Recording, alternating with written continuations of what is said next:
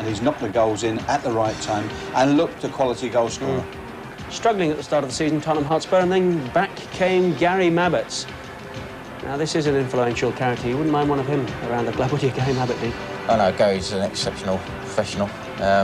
Gives everything and a little bit more, and that's why he's been at Tottenham so long.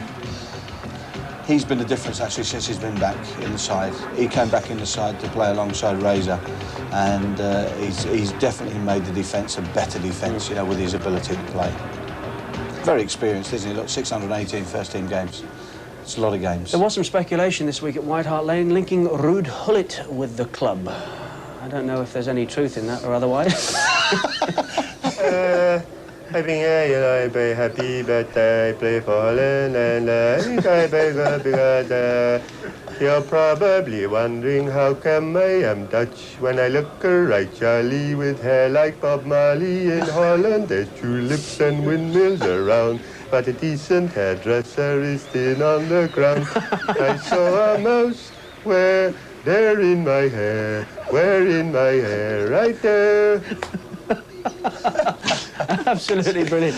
There is, I think underneath there somewhere, Mike Osmond. Does it come off comfortably, Mike, or is that going to embarrass you? Yes, it comes off very nice, thank you. That's the best Whoopi Goldberg I've ever seen. But I have to say, because I play for Holland, you know, I play for Holland 45 times. So I have 45 Dutch caps, which is very handy. And before this goes any further, let's catch up with the story so far.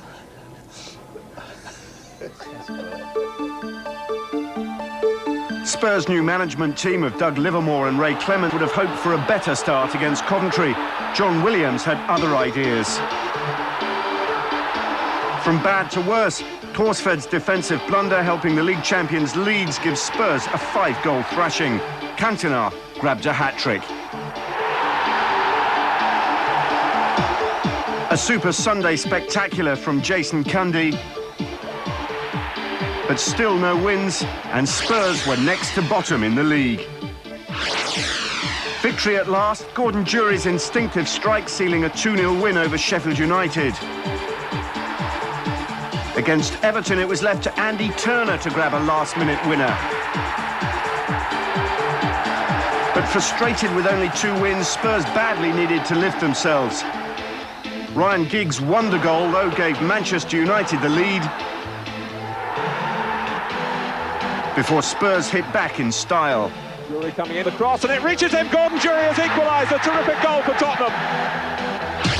But Tottenham still at the wrong end of the table. Under-21 international Nick Barmby broke into the first team. His teamwork with Gordon Jury ensured a share of the points against Middlesbrough. Spurs' good home form continued against Liverpool. The Moroccan Naeem's superb volley brought a big smile.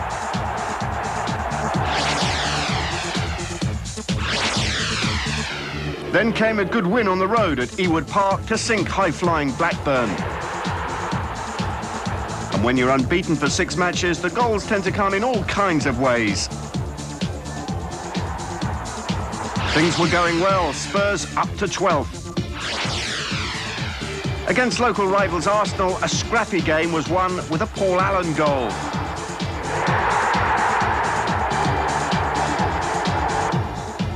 Barmby again finished off a lovely move, this time against Forest. But in the new year, Spurs were on the receiving end at Manchester United. Parker. Calling for a cross. Parker decides to go off. Link up with McClare. It's Parker, yes! Everyone is in on the act. The FA Cup offered fresh hope. Defeat of non-league Marlow meant a visit to Norwich in the 4th round. 2-goal Teddy Sheringham was the star.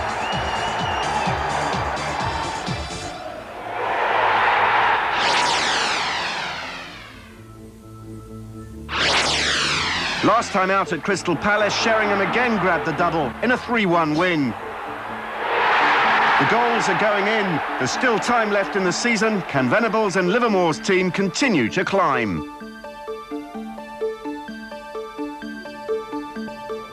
Well, there's a place in the top half up for grabs if they can win today. Played 26 times so far this season, won only 8, drawn 8, lost 10, scored 26 and conceded 36. At home, played 13, won 5 of them, drawn 4, lost 4, scored 15, conceded 15 here. Leading scorers 14 for Sheringham, including one at Nottingham Forest. We saw that on our first Super Sunday presentation of the season. 6 for Barnby, 4 for Gordon Urie.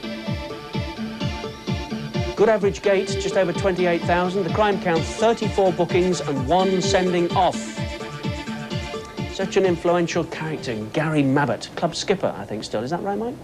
Yeah, I think I'm very happy with the way the lads play because I think it's very good, I'm very happy and I think the lads look good out there, obviously we're very happy, but I'm not, not a very lucky player really, not very lucky, and in fact this morning I got up and I threw away a notebook and found out it was fly fishing by J.R. Hartley, but I'm not very lucky, and of course Spurs, we've been looking around for new players, and in fact, we looked at a non-league player the other week, and he works for Securicore, and unfortunately, he's disappeared. It was a bit of a shame because he's worth £1 million now. And OK, on we go. This is the story of Southampton's season so far.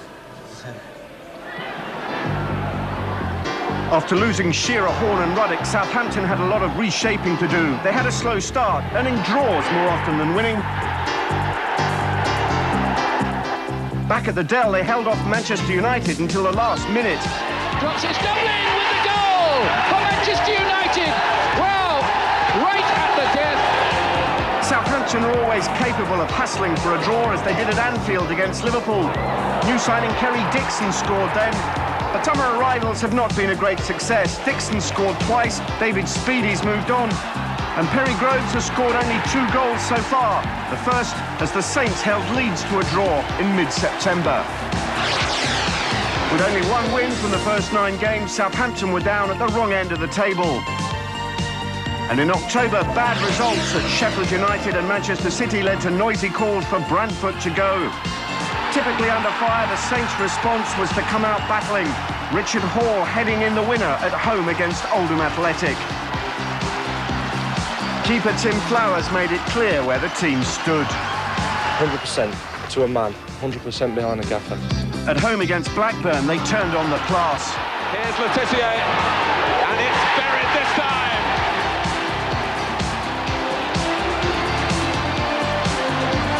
Shearer had returned and been kept quiet, and the home crowd was satisfied. 6 days later at the City Ground, Southampton took 3 points from Forest.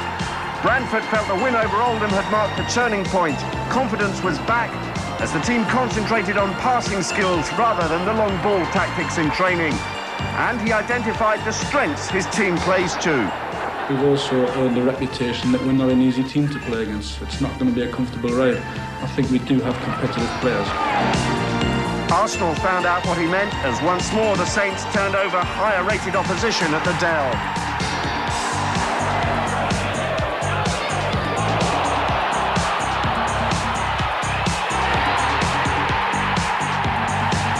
Shearer's departure seems to have set Letizia free. He's beginning to show what he's capable of. Unbeaten in 6, Southampton were now 13th. But then they lost 3 of their next 5 games, ending in defeat at Leeds. And at the beginning of this month, they were back down in the bottom 4 again. They stopped the rod with a home win over Palace, and last week gave warning once more that back at the Dell they can run all over the best. This time it was Aston Villa's turn. Ian Dowie has begun not just to score important goals, but get goals that the Dell faithful love to watch. Our strength is our team spirit and our hustling. We haven't had the best of starts. Having said that, it's better than we had last year. The fans expect exciting football. There's no doubting the team's commitment, and there are signs that the Saints are starting to produce some class moves. Just 2 wins in the last 3 for Southampton. Played 26 times, won 7, drawn 9. Like Spurs, lost 10, scored 27, conceded 30. Away from home, 13 they've played. Won 2, drawn 4, lost 7, scored only 11, conceded 18. Leading scorers, all competitions. Shouldn't surprise you, Matthew Letizia with 10, Ian Dowie with 8. The crime count, 43 bookings so far, 2 sendings off, which has brought a muffled laugh from Mike Osmond, who we'll hear from in a moment or so. 1 o'clock we kick off, Spurs and Southampton. Match commentators this afternoon, Andy Gray and Martin Tyler. Gentlemen, good afternoon. Good afternoon, Richard. Hello again, everyone. Yes, 1 o'clock kick-off, Andy, and I just wonder about the players and their body clocks, used to starting at 3 and playing in the evening, of course. Is it more difficult for them to prepare for an earlier start like this? Well, it certainly will be different, Martin. I don't know if it's any more difficult. I would imagine that probably players would have risen from the beds a lot earlier this morning. They're probably going to bed earlier last night, tried to get maybe 8-10 hours sleep, and would have been up quite sharpish this morning. Some of them, I'm sure, would have done something to get themselves going, maybe a little stroll around the hotels where they were staying or whatever, but it would all have been 2 hours earlier, and I'm sure that both sets of management would like to have tuned the lads in as if it was a 3 o'clock kick-off, try and kid them on that, you know, it's normal time, everything, the preparation is normal, and that's what they've tried to have done, be as normal as possible.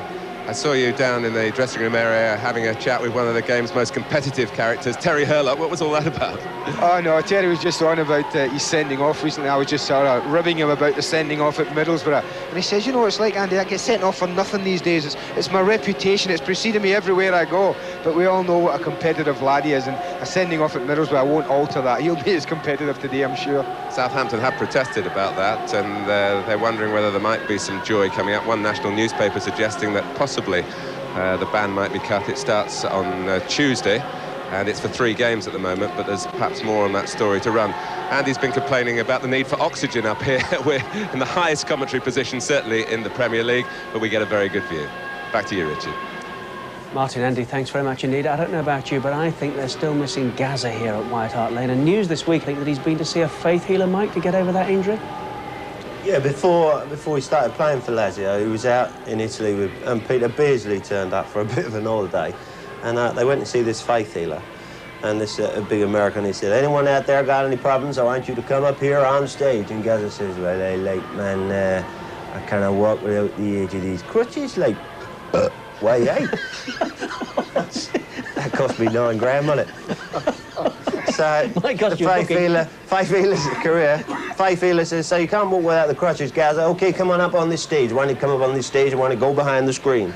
And then Peter Beardsley said, anyone else out there? Peter Beardsley said, obviously, you know, because, obviously, you know, I just want to say, obviously, but I'm fed up, keep saying, obviously, you know, obviously, and I want to stop saying, obviously. They said, come up here, Peter. If you want to stop saying, obviously, we're going to secure you. So he says to Gaza, Gaza, go behind that screen with them crutches. Peter, I want you to go behind that screen as well. Let me hear you say, praise the Lord, everybody. Praise the Lord, praise the Lord, praise the Lord. Said, Gaza, I want you to throw away those crutches. Those crutches come flying over the top. Said, Peter, I want you to say something. Gaza's falling over, obviously. I'm hopeless. Compulsive giggler. Love it. Mike Osmond, great stuff this afternoon. And there's plenty more where that came from as well. Tottenham and Southampton on Super Sunday. 1 o'clock kickoff. There's a few in, which is good to see. The action starts after the break.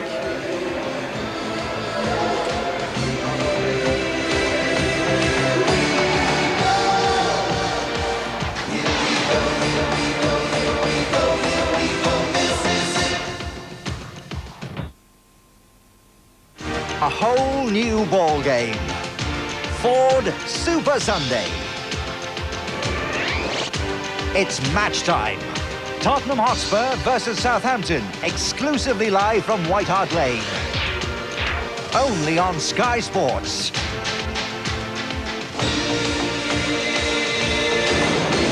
Ford Super Sunday.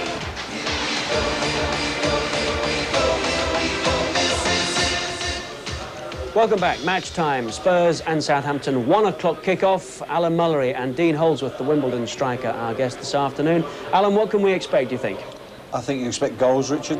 I think Barnby and Sheringham are playing very well up front. I think Letizia for Southampton will score goals. I expect goals to be scored this afternoon. And I think Tottenham will just about shade it. Dean, what do you think? I think it's down to really who really wants to win most. If Southampton cause a lot of problems, then they might snatch it. But if Tottenham are really at it today. I think they'll win. I mean, it's so tight down the bottom end, isn't it? Ian Branford was speaking earlier and saying any one of 10 teams, you really have got to picking up points. Yeah, that's right. One win, and you sort of get away from it, and then you have a bad result, and you're back down there again. It's consistency, and if anyone can get a run, they're out of it. It's a bit like Oldham yesterday, wasn't it? Beating Chelsea 3-1. All right, Sheffield United now go bottom of the league. So it's up and down all the time. Wimbledon have got to get out of it. A great result yesterday for them. Tottenham and Southampton have got to get a result today. They need wins. Tottenham last week at Crystal Palace needed to win. Crystal Palace needed to get a result. You know, they went away to Blackburn and got a result, which was phenomenal. So it's up and down all the time. And Ian Branford's absolutely right. It could be 10 sides, all battling to stay in the Premier League. Caught a glimpse there of Mike Osman, Southampton fan, terrific impressionist as well. It's not just football, Mike, is it? There's one or two more in the repertoire. But you were in town yesterday as well, I think. Did you not go to a match yesterday? Yeah, I went to Millwall, and things surprised me about Millwall. I mean, Millwall get a lot of stick about their fans and things, and I went to go on the ground, and the bloke said, "Oi, you can't come in here, mate." I said, "What's the matter?" He said, "You ain't got a tie on." I said, "What, you got to wear a tie to Millwall now?" He said, "Yeah, that's the rule, sorry." And I was only on the terraces, so I went back to the car, see if I had a tie in the boot, and I didn't have one. So all I had was a set of jump leads. So I put them round my neck, right? Jump leads round my neck. And I went back to the turnstile and I said, "Can I come in now?" He said, "Yeah, but don't start anything." Head-to-head. 73 meetings previously between these two teams. Tottenham have won 30, Southampton 22, 21 draws. The odds, Spurs, very much the favourites. 10-11 on, Southampton 3-1, the draw 2-1. First to score, Teddy Sheringham 6-1, Barmby 7-1, Letizier and Bay 8-1, Dowie 9-1. Stop giggling. Big game tomorrow, of course. The Monday Night Football comes from Elland Road. Eric Cantona goes, well, home in a way. Leeds United and Manchester United, 7 o'clock start from the FA Premier League. Two big ones, Leeds and Manchester United. Well, Southampton have brought one or two, as my wife said, Mike Osman. I mean, the love of Southampton runs deep in your family, doesn't it? It does, yeah. We all love the team, and we've been going for a long, long time. And, I mean, I give them a lot of stick. I do give Saints a lot of stick, but I don't mean it. In fact, they got new sponsors, Pontins, because their season ends in September. But I do love Southampton, and I'm very fond of the players and all the lads. And I went to see them play Villa last week, and they were superb. So Spurs, look out. Well, as we said, 2 wins out of their last 3. Southampton and Spurs ready. I just like to hear what's going on here sometimes. I think we're starting to get a bit of a clue as to how it might unfold. Inspirational captain, Terry Hurlock. I like him as a captain. Very difficult player to play against, you know, gets people going, tackles hard, good player. Referee obviously hasn't forgotten the whistle, that's right. Yeah, free kick in the tunnel. Perhaps Terry Hurlock's tackled somebody in the tunnel. He was superb last week against Villa, everywhere.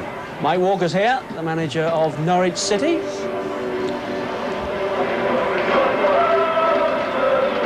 And we're ready. So too are Spurs and Southampton. That's the live football on Sky Sports this afternoon, the home of the Premier League. Let's join our match commentators, Andy Gray and Martin Tyler. Two clubs rather nearer the relegation zone than the right end of the Premier League table. But both sides setting out their stall this Sunday lunchtime on the back of excellent results last time out. Southampton silenced even their sternest critics by overturning Aston Villa. Tottenham rediscovered their winning touch away to Crystal Palace, and both will be looking for more of the same this afternoon. The White Hart Lane management team have recalled Nicky Barmby, who was rested at Palace. Andy Gray, despite a goal on his return, is the one who makes way. Gordon Jury is still injured, but there is a settled look to the defence these days, with Neil Ruddock very much in the spotlight against his old club. He's not the only Southampton connection, though, in this team. Darren Anderton was born there, brought up there. His family home is still in the city. Yes, a settled back four, Martin, you're right, but they've tinkered a little bit again in the midfield area with the injury to Gordon Jury. They'll have natural width on the right from Darren Anderton. Nicky Bambi will try and support Sheringham whenever possible. And Paul Allen, although he'll be tucked in that left side, will be asked at times to give them width when necessary. Southampton also changed one ingredient from last weekend's winning formula. Ken Moncal's consistency since signing from Chelsea makes the Dutch defender an automatic choice when fit, which he is again. Kevin Moore standing down. In midfield, it's Terry Hurlock's last match before a 3-game ban. Up front, Ian Brantford has high hopes for a combination of speed and strength. Nicky Banger and Ian Dowie, who both scored against Aston Villa. Yes, in this formation, easier to predict. A solid back four, as you say. Matthew Le Tissier, the unknown factor there, just how well he'll play. But he's given a free roll from the right to go and cause defences trouble. As you say, young 21-year-old Nicky Banger asked to partner Ian Dowie. And Darren Anderton really should be approaching full fitness now as he continues his recovery. And if he does manage to produce anything like the form he showed us in Portsmouth's colours last year, then Francis Benali could really have a busy afternoon. A back view of Ken Redfern from way up in Whitley Bay, who's very much on the London beat at the moment. He refereed the FA Cup replay at Selhurst Park on Wednesday, the match which decided that Spurs' opponents next Sunday will be Wimbledon. Ian Dowie hasn't always been appreciated by Southampton supporters, but he's becoming a lucky charm now in his 18 months at the club. Whenever he's scored, the Saints have never lost, so Tottenham better watch out, and that run has reached 15 games.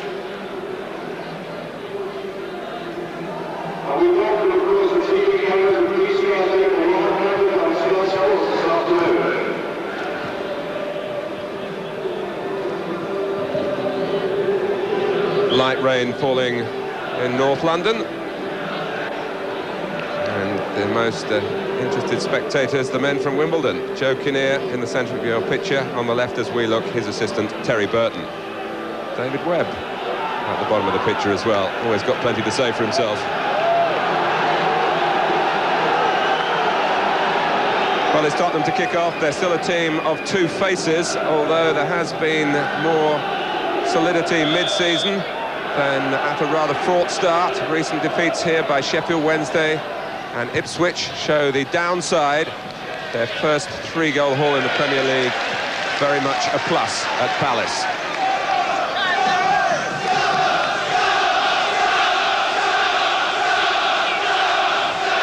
Austin with a throw. Mickey Adams getting there in front of Anderton. Adams and Benali, who work in tandem down the left-hand side for Southampton.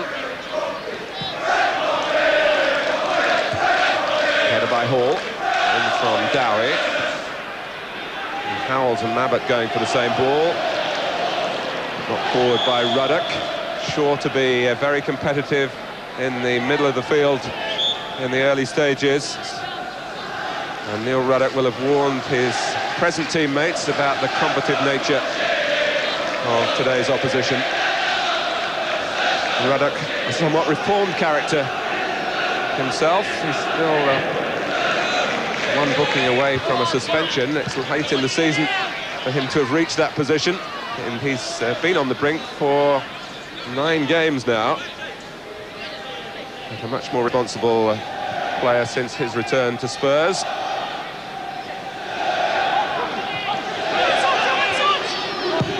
In from Benali.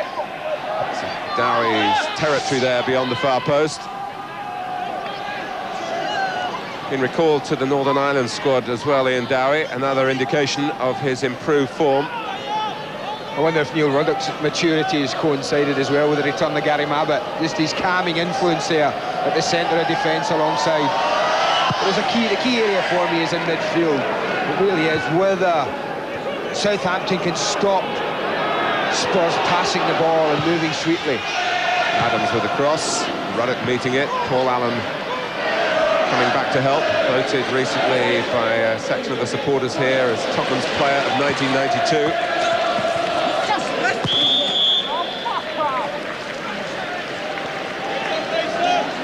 What an exemplary professional Alan is. Howells trying to get the ball early to Anderton. Samways has sprung through the centre. The ball didn't come to him straight away. It has now. Fire Sheringham, and the flag is up for offside. And the crowd not fully aware. Barnby volley's just over. I'll tell you, that was a great run there from Vinnie Samways, and that was a little warning to Neil Maddison that his responsibilities in there have got to be tracking people back. You see, he's just fractionally offside. The flag's up immediately. It's a good decision. But Neil Maddison has been warned. It is basically a five-man midfield for Tottenham, with Samways with instructions to support Sheringham, and Barnby, one would expect as well, with his natural attacking side. Dowie. Hurlock. Getting it back. Ron Atkinson was telling me yesterday how splendid Hurlock was against Aston Villa last weekend. By all accounts, everyone's man of the match. Ruddock had a look before the ball arrived. Back by Hall, not too easy for Flowers. Anderton trying to get across and give the goalkeeper some difficulty on his left foot. And he achieved his aim, Darren Anderton, really. Flowers just able only to knock it out of play. Well, they always say a centre-back, if he lets the ball bounce, then he's asking for trouble. Richard Hall did that, and he almost got himself in trouble with Darren Anderton chasing him in. Danger.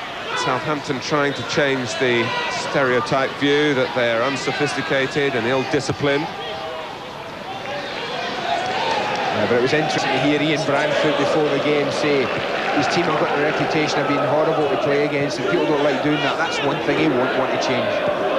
Letitia, he won't want to change his talent either. It was a lovely layoff and a severe challenge from Justin Edinburgh, who's been singled out by Ken Redfern here for that challenge from behind. Yeah, it's one of those situations though where you want the referee to let play go on, isn't it? The Sheringham-Hurlock incident there was not the reason that the referee blew.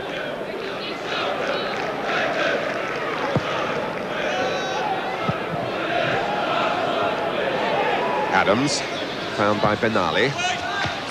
Neil Maddison, who is a midfield player with an eye for goal. And although Spurs have players who want to run forward in support of Sheringham from their midfield, they'll have to have one or two to run back to keep tabs on Neil Maddison. Well, they'll obviously try and get Terry Hurlock to be the holding player in there. Now, they won't want to contain Maddison too much. One of his main strengths is that ability to get forward and join the front two. Anderton, here's Barnby. The Spurs supporters expect a certain swagger to the style of play here. They talk of the traditional Tottenham way of playing. Good passing, good movement. Not always easy for the players, particularly the young ones, to live up to. Terry Venables found that himself when he came here as a player back in the 60s. And more difficult in the situation they're in, because they really are still down there amongst all the trouble.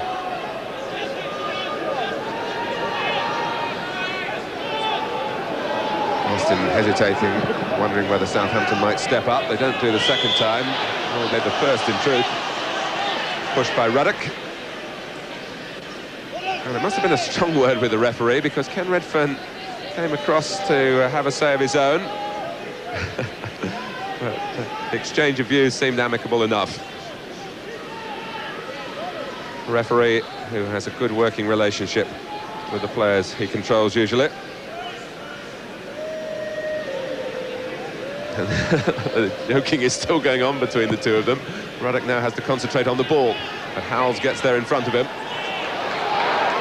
Barnby, it's Samways.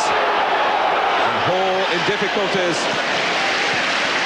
Really with the pace of the greasy pitch as the ball sped on. But again, Samways is the one breaking from midfield and not being tracked. And really the surface more than anything causing Hall trouble.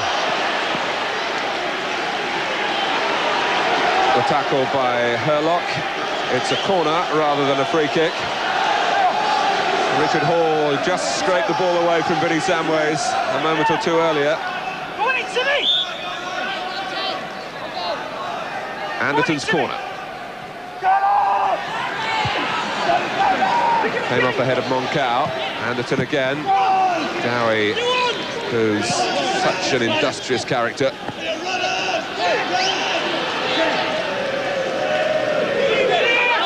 This weekend, of course, the return of the fixtures from the opening day of the season, when Southampton and Tottenham couldn't manage a goal between them down at the Dell. Barmby. First on the scene is Mabbott.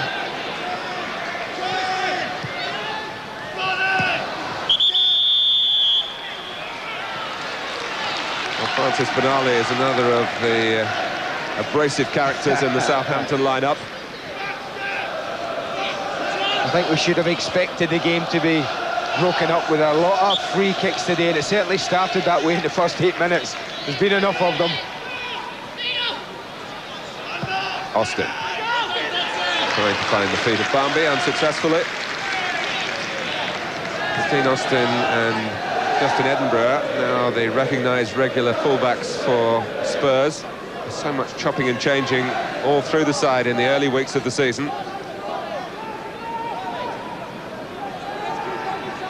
But two for the present and very much for the future, you would think, for Tottenham in those key positions at the back.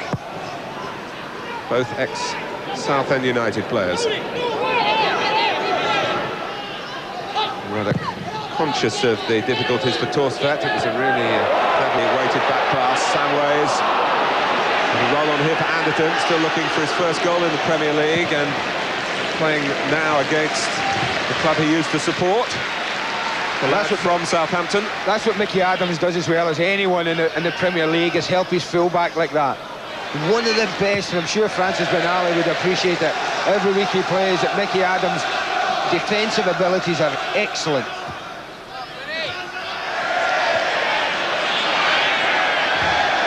Lock almost colliding with his own player, Dowie, then. Such was the commitment for Southampton to deal with that little episode in midfield. Anderton coming into the middle. Oh, and it was a bright idea. Howell's coming behind him, trying to be fed with the flick.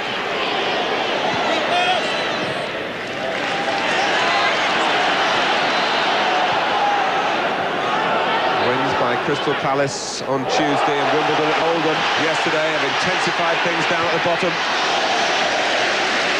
The scrap to stay in the Premier League is still the main priority for both these sides, despite Tottenham's continuing involvement in the FA Cup.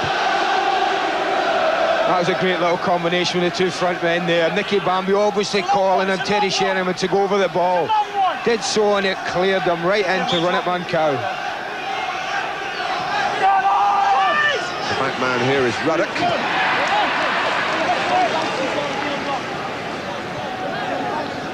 It's an unusual career Ruddock has had already, with 2 spells at Millwall, a second spell here at Spurs, and of course a developing time at the Dell.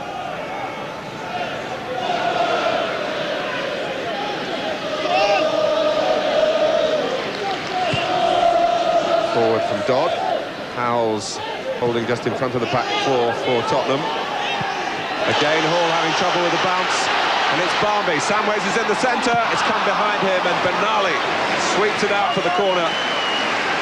Richard Hall is having a harrowing time at the moment. And he knows it. He commits himself to making it there, and he doesn't get there. And honestly thought Nicky Barmby's just going to roll this across to Vinnie Samways, but it really was a poor ball from a youngster.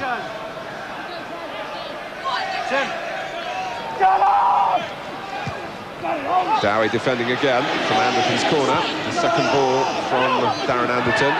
Mabbott. Arms raised by Tottenham players very close to that incident, that the ball might have dropped off the captain's head onto a Southampton arm.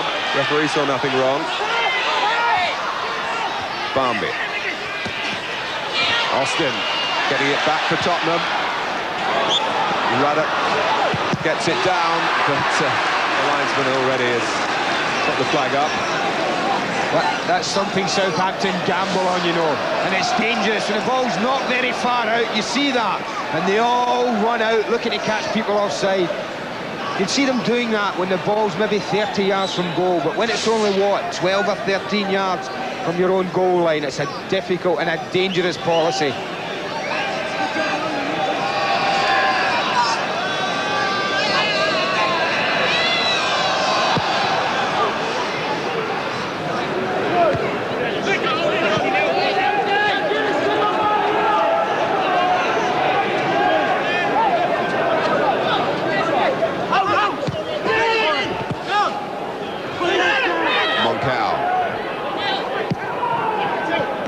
Here's Herlock. Not too much of Nicky Banger yet. He's bright and quick, very raw. But he's got the sort of pace up front that Southampton have missed since they sold Rodney Wallace. Ian Bramford certainly enjoyed last weekend at the Dell. There have been demonstrations against the manager this season, but after the win against Villa, they were singing "The Saints Go Marching In" again, just like the old days. You see the players are having really some trouble with the surface. That drizzle we had about an hour or 2 hours before the game really has made it very, very slippy.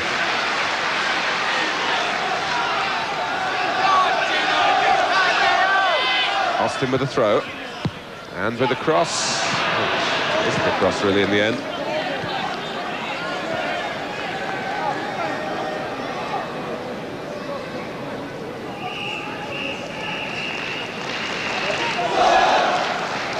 Tim Flowers, who was 26 last Wednesday.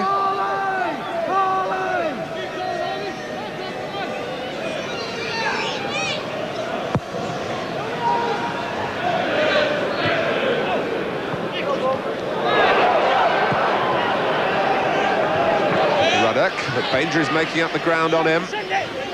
Ruddock couldn't have really seen him, but he must have heard him. Turned the right way and then survived the hiccup after that. You know, 21-year-olds new in the game don't tend to give things up easily, as Nicky Banger showed there.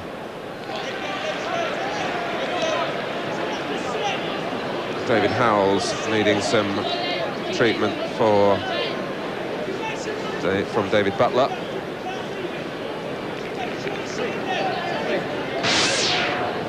You see he's keen here, how keen he is. Look, Neil Ruddock thinks he's got a few yards. He might just give it up, but not at 21 and in the game, trying to impress people. And that'll be typical of what Banger's going to be about this afternoon. It's the first time he started an away game in the league side. He really exploded on the scene 2.5 years ago with a hat-trick on his debut in a League Cup tie against Rochdale at the Dell. Been averaging more than a goal a game in the reserve team this season to get his chance.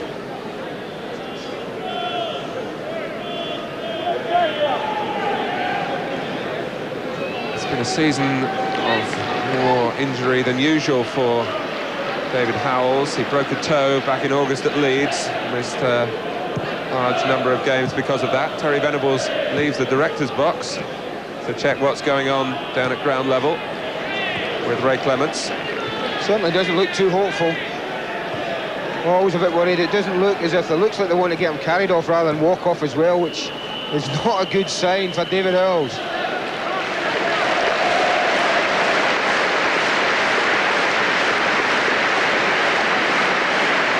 Andy Gray was very disappointed to learn yesterday that he wouldn't start the game today, having come back after 4.5 months out of the side to play at his old club Crystal Palace to score a goal to help to a victory. I've tried to take a quick throw there with Gary Mabbutt off the pitch, having helped David Howells away. Luckily, I spotted it. And Mabbutt's on again, and now, for the first time, is Gray. So his frustration lasting, what, just 17 minutes.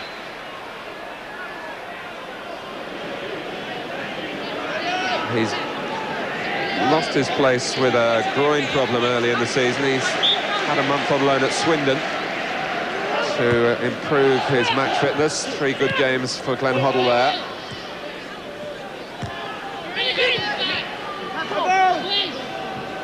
I wonder if it would just be a straight swap, Martin. Andy Gray for David Hills. I think David Hills is more disciplined, I would suggest, than Andy Gray probably would be.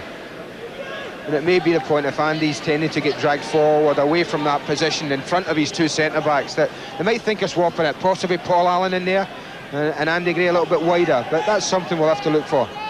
Yes, Neil Maddison running Andy Gray could be an important aspect of the game over the next few minutes. Southampton have really got to get a greater share of the ball for that to happen. No chance yet for Letitia to show us all the finery and repertoire.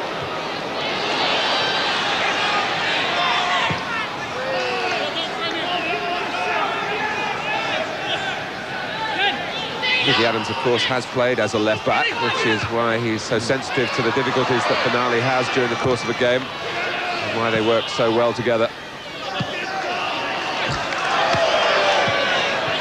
Well, we might be able to have a little look at what exactly happened to David Hills there. This is the incident, and it's obviously when he's landing there, you can see immediately he's landed, up comes the left foot. And it was an Achilles tendon problem on the landing. Landing now. And the challenge from Herlock for Teddy Sheringham. A calming word from an experienced referee. Game already going again. And Hall has to head behind.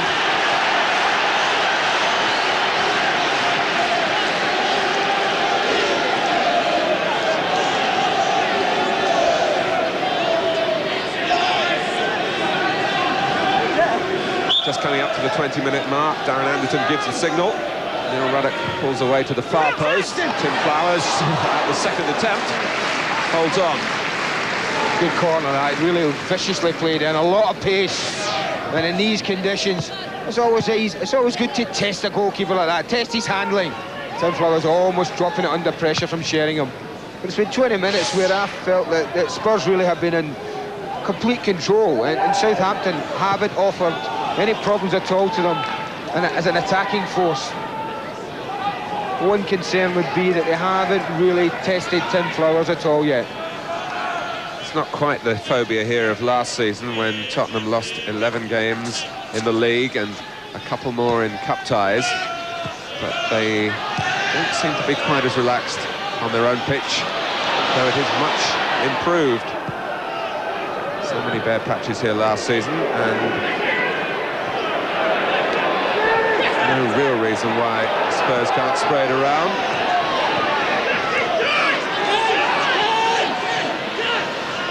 Edinburgh, Allen. And all Letitia can do, really, is to just tow it away for another corner. Well, for 20 minutes, and really Matt Letitia has seen nothing of the ball. And Darren Anderton has taken plenty of corners. Ruddock more to the near side this time. Mabbott making a move in the middle. For the first time, Ian Dowie in the right place defensively. Southampton pushing out quickly.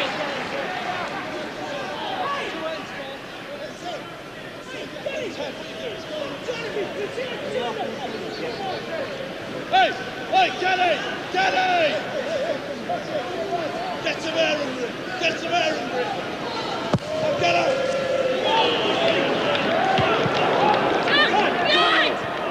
Letitia. Makes the game look so easy. He's jogged forward. Wants to get himself involved again here from Adams. That's a delightful pass. And as Banger went on, Dowie shoots and scores! And Letitia was right at the heart of that, right from the halfway line. Isn't it incredible? I just said that for 20 minutes, Matt Letitia hadn't seen the ball. He gets himself involved twice here. It's a lovely little ball through, but it's all about Nicky Banger. I mean, Andy Gray does ever so well with the tackle, but Ian Dowie slots a lovely goal. Their first real attack at the Tottenham defence, and don't they punish them for it? Well, as I said at the start, when Dowie scores, Southampton have never lost in his 18 months at the club. That's why the travelling fans from down in the south are delighted, not just with the goal, but the particular player who scored it. He got a goal in a win on this ground last season, but we're only halfway through the first half. Tottenham have dictated the shape of the match from midfield without looking particularly heavy-hitting up front. But for the first time, Southampton really threatening in Torsvett's penalty area. The ball's in the back of the net, and Tottenham are behind at White Hart Lane.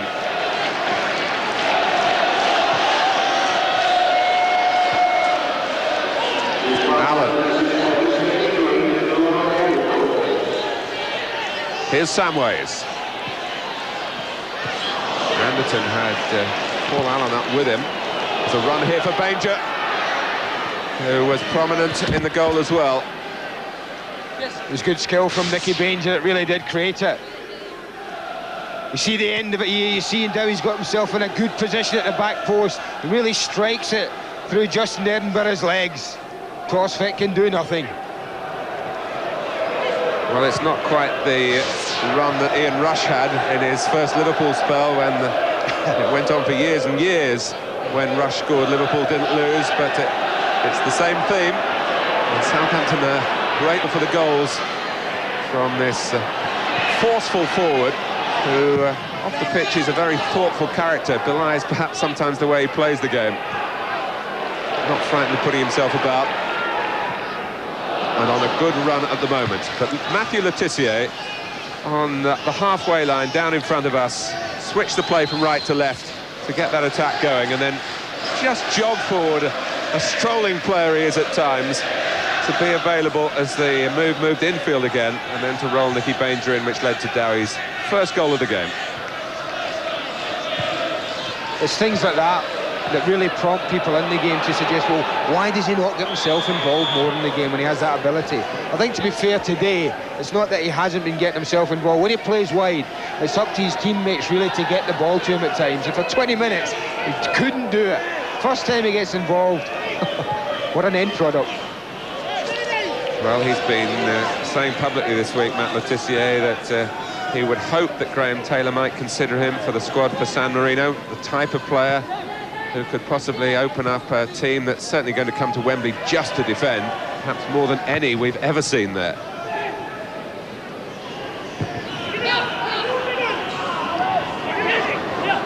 Perlock. Tissier again. This is definitely the best side for them to come, with Paul Allen tucked in on this side and not really as a wide player. There is some space on this near side for Matt Le Tissier and Jason Dodd to get things going. And again, he's found an outlet that would have been beyond plenty of other players, even at this level. Adams, there's a scurry past Austin, played it against him. It's a Southampton throw. Amazing what a goal does. There's an extra yard of pace all around the Southampton players now. Extra zip about them, and suddenly Tottenham, they look shocked, as I say, for controlling the game for 20 minutes. Suddenly find themselves one down after Southampton's first real probe into their box. Long from Moncao. There's Dowie jumping, and Andy Gray, Madison. Oh, the flag's up. And Tottenham are spared perhaps a Le Tissier special. Allen. Austin to the right. Dowie getting back, getting across Austin, getting the ball. That's amazing team spirit that Ian Branfield, I think, is very proud of, and rightly so. The centre forward there, caught offside only moments earlier, is chasing back 70 yards to help his defenders.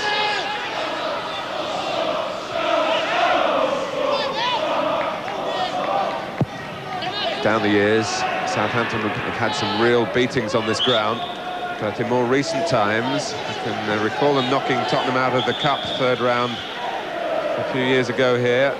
Southampton winning 3-1. Le Tissier got a goal in that match, and they were very good value for the victory. And to remind you, they did win this fixture in the First Division last season. A goal to the good.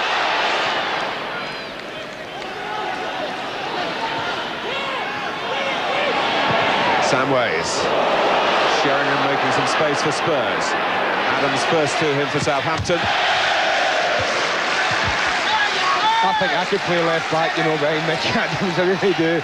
It doesn't half help him out. Mentioned it once before, but that again was a great example of it.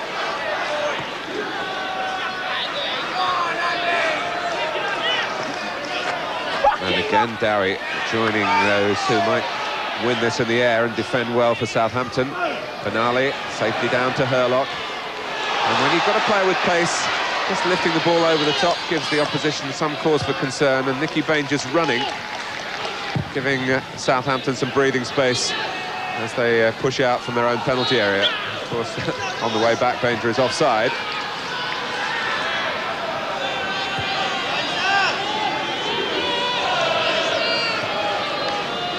Well, no wonder Terry Venables doesn't look too pleased. It's a bit of a familiar story at the moment at White Hart Lane. Tottenham being behind. Ipswich won here recently, Sheffield Wednesday before them. Two clubs further up the table than Southampton. Teddy Sheringham with 13 goals for Spurs since signing from Forest, but only 4 of them here. He's actually taken some stick from the Tottenham supporters, which I find quite strange, but Terry Sheringham's the type of player that thrives on people crossing ball into the box as well, Martin. And I don't think he's certainly his early time here at Spurs, he's had the type of players in the Spurs side that have provided him with the sort of ammunition he likes. We talked about the way Spurs pass the ball about through midfield, and they tend to try and play teams in, or play through teams rather than get it wide and get it across the face of the box. Hurlock, now Dowie. Banger is the way forward. Well, he didn't quite get it right that time, but once more you can see that Spurs have to be absolutely sure when they step out.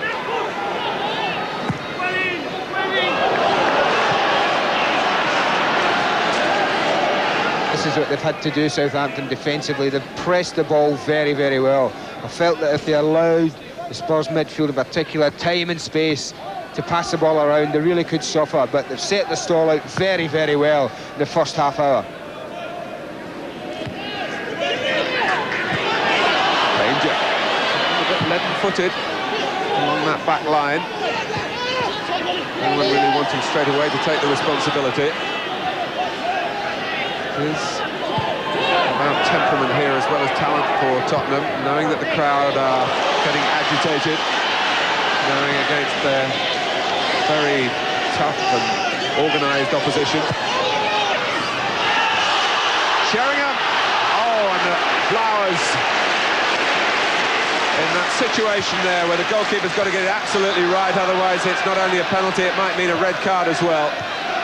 He served Southampton nobly at expense of Teddy Sheringham.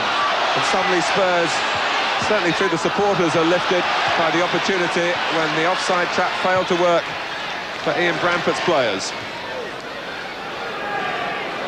Dodd. Letitia to his right. Maddison through the middle, and Banger as well. It's a late tackle by Letitia, but Tim Flowers with a piece of protection here. Well, they gamble again. This is this offside. I think they are offside, really. Vinnie Sandwich is the one offside. But what he does here is he gambles Timmy Flowers, and for a goalkeeper, he gets it spot on. He's there again. More easier pass this time, with Barnby been careering through.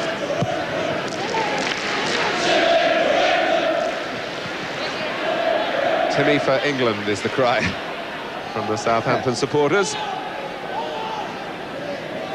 many of whom are behind the goal that Flowers defended so well then. Samways, Gray, Sheringham. Tottenham's touch not there with the passing at the moment. Here's Maddison. Go back the way he's come. Benali. Here's Adams, making it happen for Southampton. Dowie, is he going to drive another one? quite see what he was aiming at, I don't think. He hesitated. But you saw the other side of Mickey Adams there, the attacking range to his play.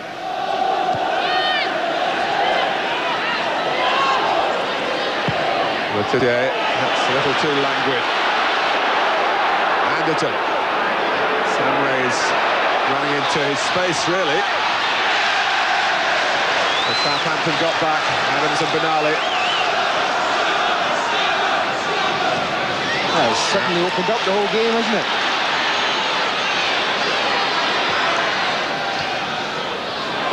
Great. Just switched on for David Howells. Sheringham. Tottenham looking for an equaliser here. Here's Anderton.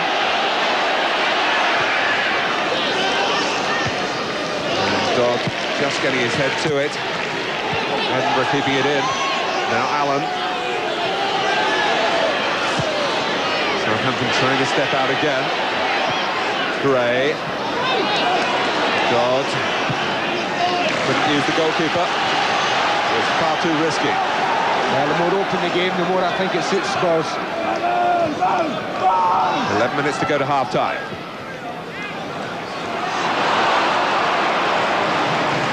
And it's Southampton's throw.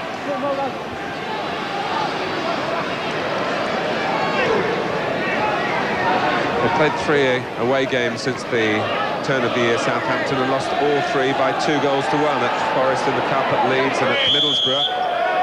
Eddie and Bradford will tell you that they played well enough in each of those games to get something. Came away empty-handed.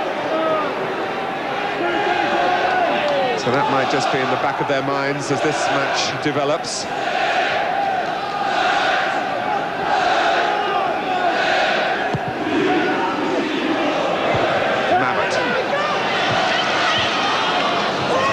By little Nicky Barmett to try and put the ball into the danger area again for Tottenham.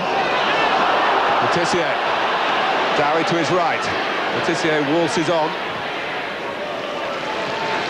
Here's Benali. At pace. Adams. Oh, and Dowie.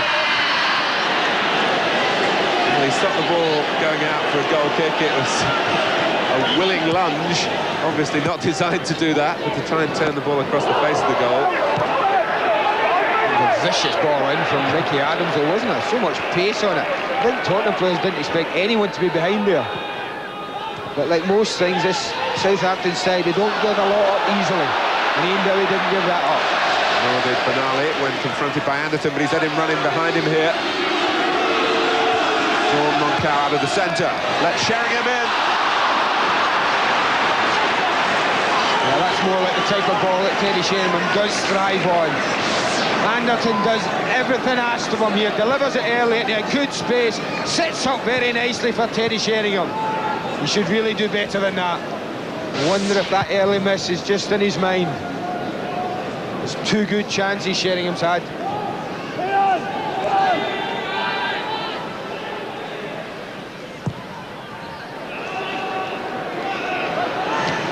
Sheringham glancing it on, help from Barmby. Allen. Sheringham. Oh, it's just forced Anderton a little wide. It's got to be a cross now rather than a shot. It's a deflected cross, and Tottenham have another corner. Yeah, I think better appreciation of Darren Anthony's position there from Teddy Sheringham was vital. Forced him to go a little bit wide, as you said. Sheringham is the type of player you can feed the ball into his feet and it will stick. He let himself down with a pass. Anderton's corner.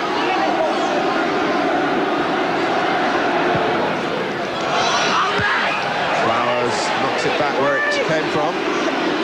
Anderton again, and another corner. Madison typifying the eagerness of Southampton.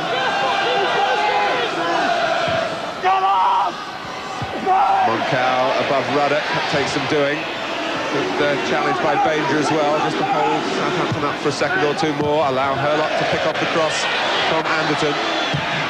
But Dowie dwelt on the ball a little too long. Herlock. There's a way forward here, but he couldn't find it to Adams. And Quayon says, the referee, well, it looked to me as though first of all he went Quayon, and then Mabbott had obviously heard a whistle. I think everyone reacted off Lines's flag. They all seemed to be looking in that direction. Certainly Terry Hurlock there, you're quite right. Ken Redfern did signal for the game to go on, but I think he thought, well, everyone's been caught out by the flag.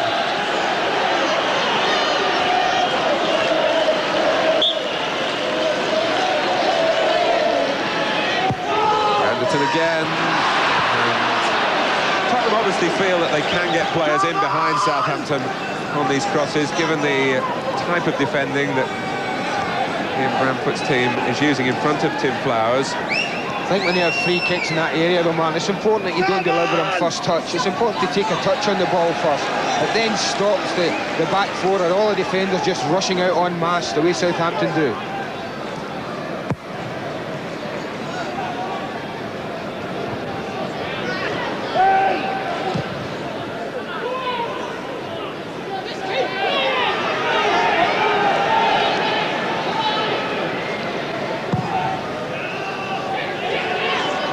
Sheringham. Cow recognising where the ball would drop if Sheringham got to it as he did. Samways. Tottenham needing a lift before half-time.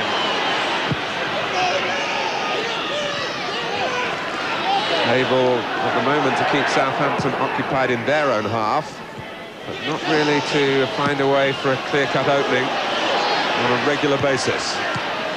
Anderton. Well, it would have been quite a story for a first league goal against his hometown club. Looked quite bright today, though, Dan Anderton as well. His skill was very, very good. Hooking it over Benali's head, but just didn't connect with the volley.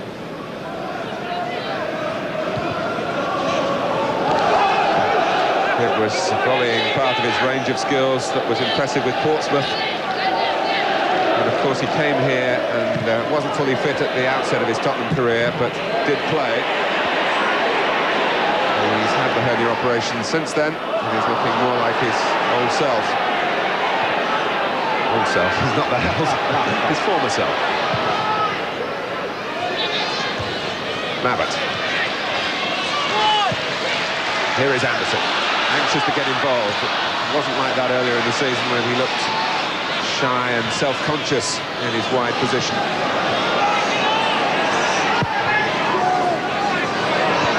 Gray, a bit quicker to him than he thought. I think, to be fair to Andy Gray, what he tried to do, he knew that Terry Sheringham had gone and challenged. I think that's what he's just pointing out, that he'd gone and challenged the goalkeeper. He was just trying to knock the ball sideways, just to keep it in play.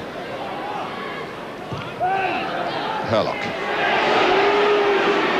Well, the booing won't put him off. He'd be disappointed if they don't boo him. That would put him off. Samways, who promises so often. Allen. Free to his right in the centre for Tottenham. Sheringham for Allen. Offside.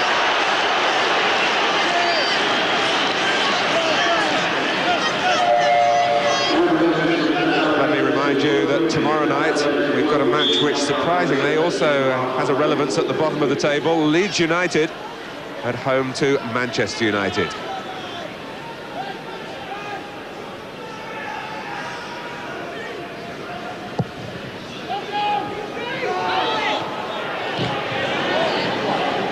Edinburgh.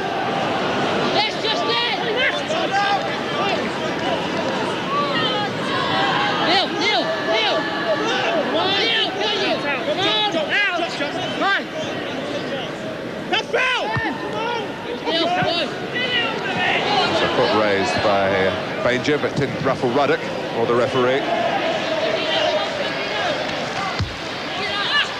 Well, Terry Venables has many roles at the club, but the team and the performance today uppermost in his thinking now.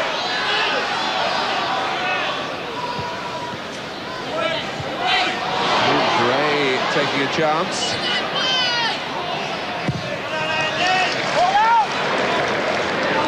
I wonder what the Wimbledon manager, Joe Kinnear, makes of all this. He said in the week publicly, Wimbledon will win the cup. Well, if they're going to do that, they've got to get past Tottenham here next Sunday. We'll see that live, of course, on Sky Sports. Well, they are talking as past cup one or something. Joe Kinnear, a past cup winner with Tottenham as a player. Oh, there's a slip. There's hauled ball across for Dodd. It's let Paul Allen in for Tottenham. And Flowers again to the rescue for the moment. Spurs still trying to seize the chance. Edinburgh. Hurlock. Now Dodd, who was caught out by Paul playing the ball square rather than back or forward. Adams keeping Austin occupied. But Tim Flowers has done his bit. Good goalkeeping it was.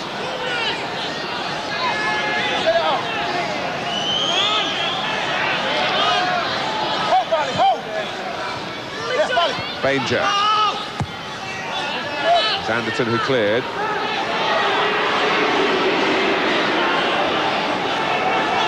Moncao. The slipping and sliding on the pitch has been a feature in the first half, and it was certainly relevant in the incident that led to the Tim Flowers save. Well, I've had trouble more than Tottenham players, Southampton. I'm sure one or two will be checking the studs at half-time. But the trouble that Paul Allen's got here is no one can catch him up quick enough, so he has to go on his own. And look how well Tim Flowers stands up and doesn't commit himself early. Southampton's free kick. Dowie will launch himself with a loud at Torsfett. In fact, Ruddock cleverly held him off.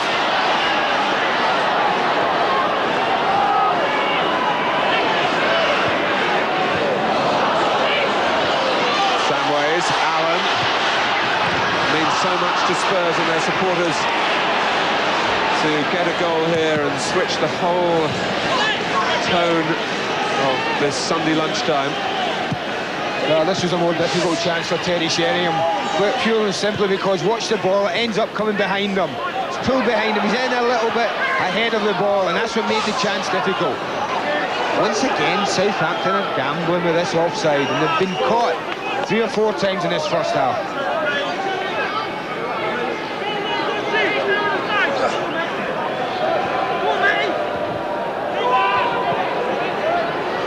When the ball's just gone back there to Eric Torsfett, I can't help thinking he won't have had many quieter first halves than this, and yet he still finds himself 1-0 down.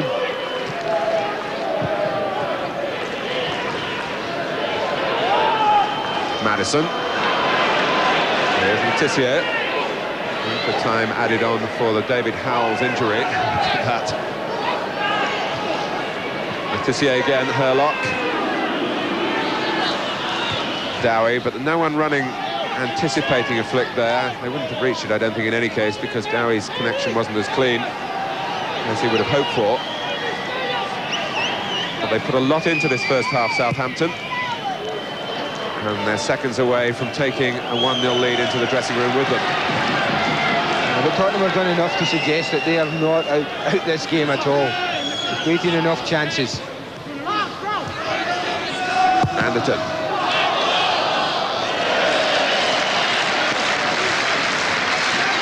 Preventing the corner.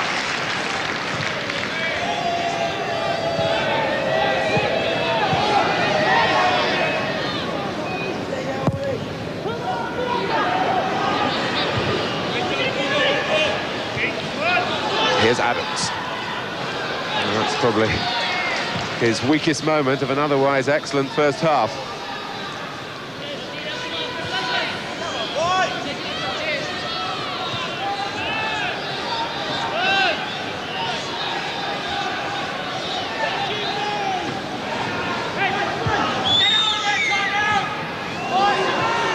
Well, Austin going in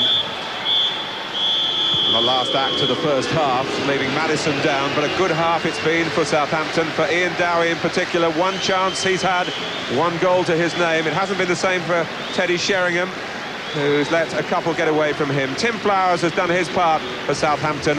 A galaxy of guests to entertain you at half-time. That's after the break.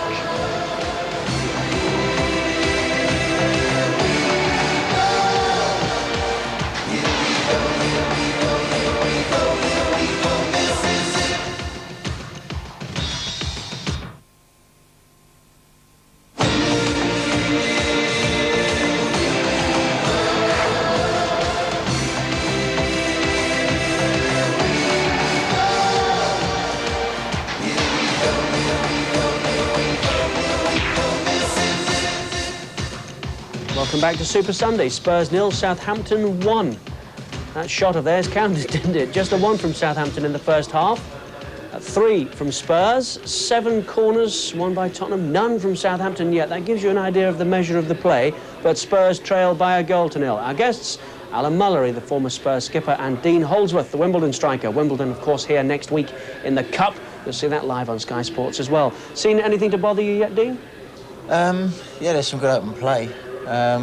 Obviously, we're creating a bit more chances than Southampton, but at the end of the day, we stuck the ball away well. Didn't he just? 1 shot, 1 goal, Alan. That separates the sides at the moment. Spurs with some work to do. Yes, a lot, Richard, I think, to be honest. They've had 2 or 3 chances. Tim Flowers has done well, you know, smothered a couple. But they don't look progressively good going through. They're breaking down the left-hand side quite well, but it doesn't look positive or anything like this. Southampton, yeah, it just speaks for itself. 1 shot, 1 goal. And they took it well, and bumped it was in the back of the net. Here it comes. I mean, the magic of Matt Letizia, really, in the build-up. It's frustrating at times, but what a lovely little touch. Look, right into the path, and it's he goes to it a shot, and he gets tackled by Andy Grouch. It could have been a penalty here. Just catches him there, drops for Ian Dowie nicely, through the defender's legs, Justin Edinburgh, past Eric Torsted, 1-0 up, all Took over. It well, Dean, didn't he? But smashing touch. Ian Dowie's done excellent there, just to keep it low. It's behind him as well, and he's done very well to keep it low and keep it on target. And had a little bit of luck going through Justin Edinburgh's legs, and say no more. He's having a nice little goal scorer's run at the moment, isn't he, Ian Dowie? He's knocking a few goals in, you know. But I like Letizia where he was. He's, you know, they say they're playing wide, and they do that throughout the game, but he was there in the middle. He picked up a nice ball and just knocked it square, and that was it. Difficult for the goalkeeper. Came at him quickly, through the player's legs. I think Andy Gray's a bit unlucky there. I mean, he's got back very well. He's made the challenge, and unfortunately, he's gone straight to Dowie rather than may have gone to Edinburgh on another day. Well, that one countered. 2 of Teddy Sheringham's didn't. Good chances these. Here comes the first of them. And was there just a little bit more than a hint of offside here, Alan? Oh, I would have thought so, Richard. I mean, if they'd have scored, I'm sure there would have been a lot of protests. But I mean, from that ball alone, I mean, Vinnie Samuels was definitely offside, and there was a question mark about Teddy Sheringham. But his first touch let him down.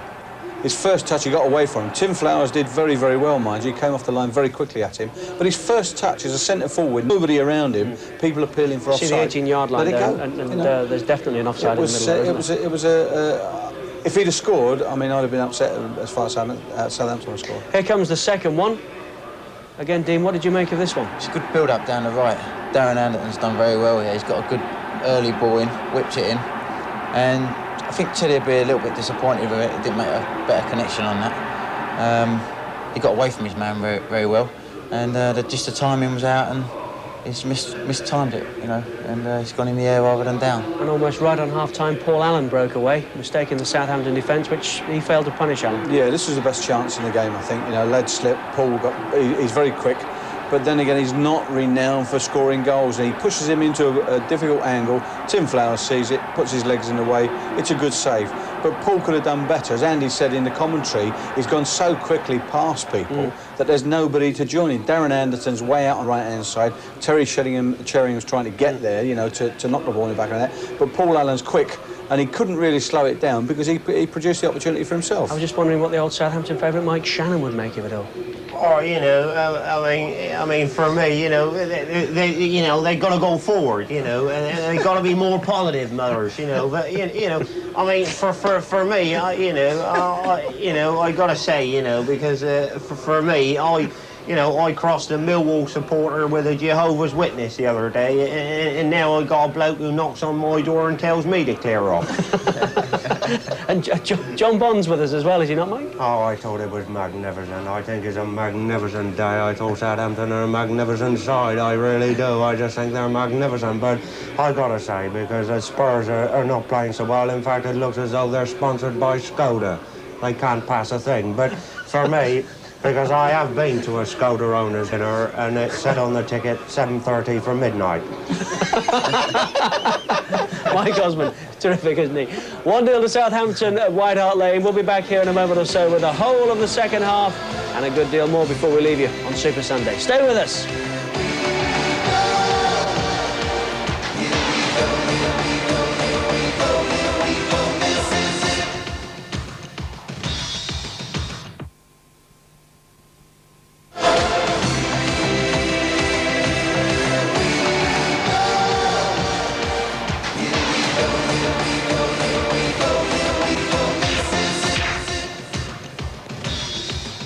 Welcome back to White Hart Lane. Southampton leading by 1-0. Commentators Andy Gray and Martin Tyler. Spurs trying to avoid a third consecutive home defeat in the Premier League. Ian Dowie trying to keep going this remarkable run. When he scored, Southampton have never lost. Today, his 18th goal for the club. Those goals have come in 16 matches. 9 have been won, 6 draws. And we're halfway through the 16th, of course. It's 1-0 to Southampton. Just wondering, Martin, if they've changed it in any way, Terry Venables, with Clements and Doug Livermore, whether they'll ask little Nicky Bambi to play more as a front runner up with Teddy Sheringham, and whether they might just pull Paul Allen a little bit wider on the left, give him a little bit better shape.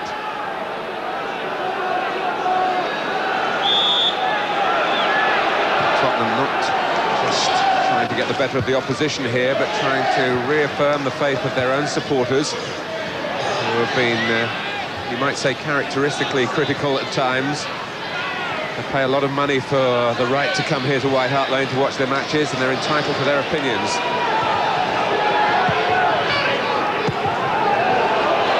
Keen Austin, who finished the first half with a cut in a collision with Ian Dowie. A facial cut, that is. Quite see whether they've patched it up with a plaster there.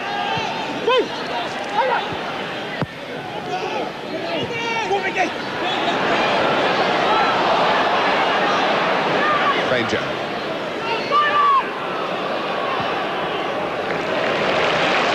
Dodd. Letitia. He's got the cross in, and Torstvedt was pleased that it arrived in the middle of the goal. They'd gone near post Banger, far post Dowie had Southampton. I think another yard of pace on that, and Ian Dowie really would have fancied the cross. But again, it was a skill after Letitia. A little drag back through his legs, wasn't it? That created the opening. He's just dragged it there, and he knows he's going to deliver here. Look at Dowie coming in at the back post. I think he really would have fancied these chances against Austin there. Adams. It's a great run from him. Everything he's done, Mickey Adams, has been so positive. Been around a long time now. 31 years old. The Yorkshireman with true Yorkshire grit.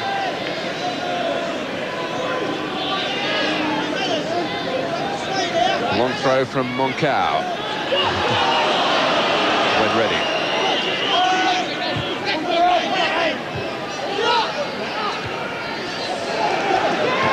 Curlock. Edinburgh. The flag is up.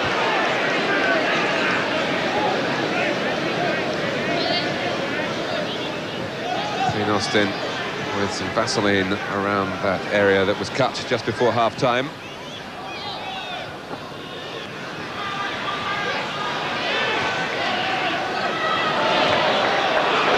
Here is Austin, Anderton ahead of him. Not really available at the moment. He's had to come deep to get into a position where he could receive the ball. Samways, Gray. He has a flair for the unpredictable. Also shooting from long range, but he spurned the opportunity to do that then.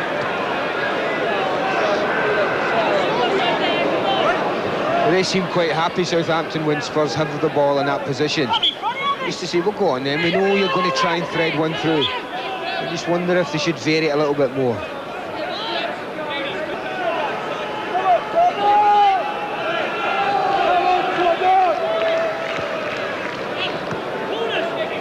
Benali. Adams for Banger, who's quicker than Mabbott. Flashes it across the face of the goal with Letitia coming in. It's stayed in play. Madison. Letitia again. It's a brisk start to the second half for Southampton, trying to stop Tottenham doing the same. Well, Nicky Banger's pace has given problems to both centre-backs whenever he's had the opportunity to use it, and at that time it's Gary Mabbott who posed all the problems to.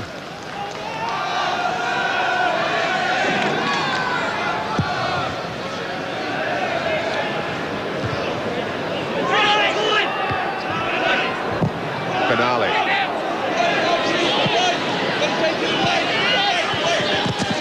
Well, Banger's pace noted, I'm sure, by Mike Walker, the manager of Norwich City, who play Southampton at the Dell on Wednesday.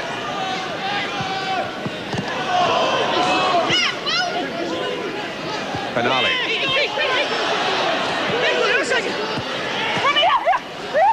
Benali again. Adams. Still making it difficult for Southampton to clear. For Spurs to clear, rather. Hurlock. Offside. Well, it's been an excellent start, the first 5 minutes, this second half for Southampton. They've been more positive in this 5 minutes than they probably were in the whole of the first half. Allen.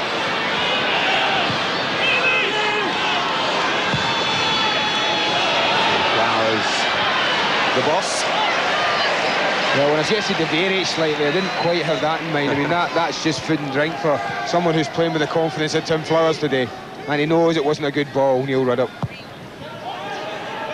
Southampton, incidentally, without Glenn Cockerell at the moment, the club captain, who tried to make a comeback from the reserves yesterday and lasted only a few minutes before he picked up a fresh injury, and that's a blow to Ian Brandfoot, given that Hurlock will be absent, it seems, for the next 3 games.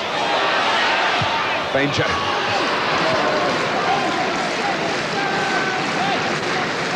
Well, he shaped for the shot with the confidence of a player who's been scoring regularly, not at this level, of course, although he's contributed a couple this season, one against Aston Villa last weekend, and he came on in the early weeks of the season to do some damage to Middlesbrough, who looked to be heading to victory at the Dell, and Banger turned the game.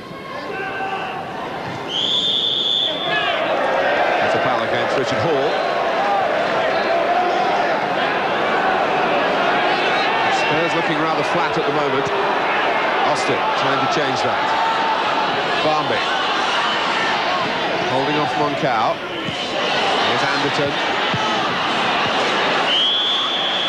And Sheringham had gone into an area that had attracted the attention of the linesman. Right, you can bet your life, as soon as Nicky Barmby played that ball back to Darren Anderton, that the Southampton defenders were on the way out. Barmby has created a buzz this season. Many a schoolboy star, as Barmby is, has failed to make the big time, but he does look a natural. Spurs are trying to shield him from the pressures off the pitch, but out on it, he can certainly look after himself.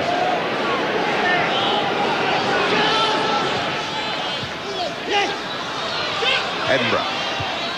Anderton. Here's Gray on the burst. Oh, it was a shot. It very nearly turned out to be a pass for Barmby. A wild swing at the ball when the position started to look promising for Tottenham. It opened up for Andy Gray, didn't it?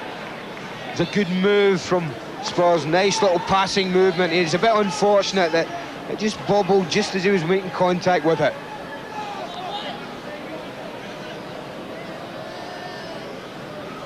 Oh. Words from Terry Venables, a thoughtful expression from Ray Clements.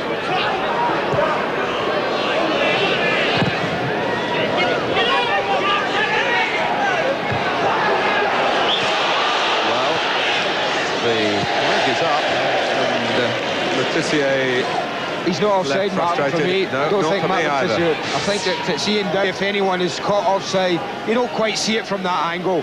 But I think that you'll find that it's Ian Dowie is the one who's offside, and Matt Letitia timed his run to perfection. Danger. Off on a run here is Jason Dodd. He's run out of room. The referee hasn't seen the flag. The linesman in the other half. Dodd, who vies with Jeff Kenner for the right-back role for Southampton. Got it. Lobbed forward by Letitia. Lost it. Anderton.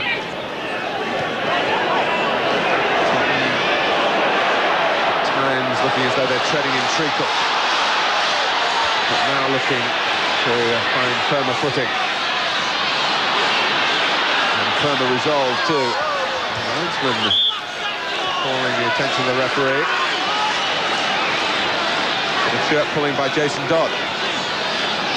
It could only have been that. Certainly looked nothing wrong with the tackling that was going on there from Jason Dodd.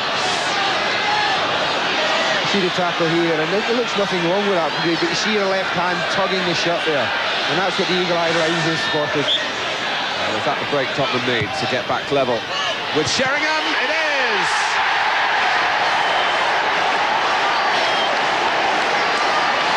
A goal that means so much, a player who meets the crowd there. The crowd haven't been always on his side so far today, but they are now. Well, he keeps going, Teddy Sheringham. Missed 2 chances in the first half, but look at the defending. Pulls behind Ian Dowie, and that's crucial. And he doesn't miss those kind of headers. Watch Dowie's positioning again. Really? That shouldn't happen. That's bad defending from Ian Dowie, but a good finish from Sheringham. Well, the linesman, Dennis Madgwick, will be appreciated by Tottenham. It was he who caught the eye of the referee, who spotted an infringement by Jason Dodd, and from the free kick, Teddy Sheringham has equalised for Spurs. And that after Southampton, who would have expected Tottenham to come out with all guns blazing at the start of the second half, had done very well in the 10 minutes we've had since the break. Well, it's the first time their concentration's really dropped in the whole game. And Ian Dowie, who had given them the lead, really responsible for some pretty poor marking from the free kick.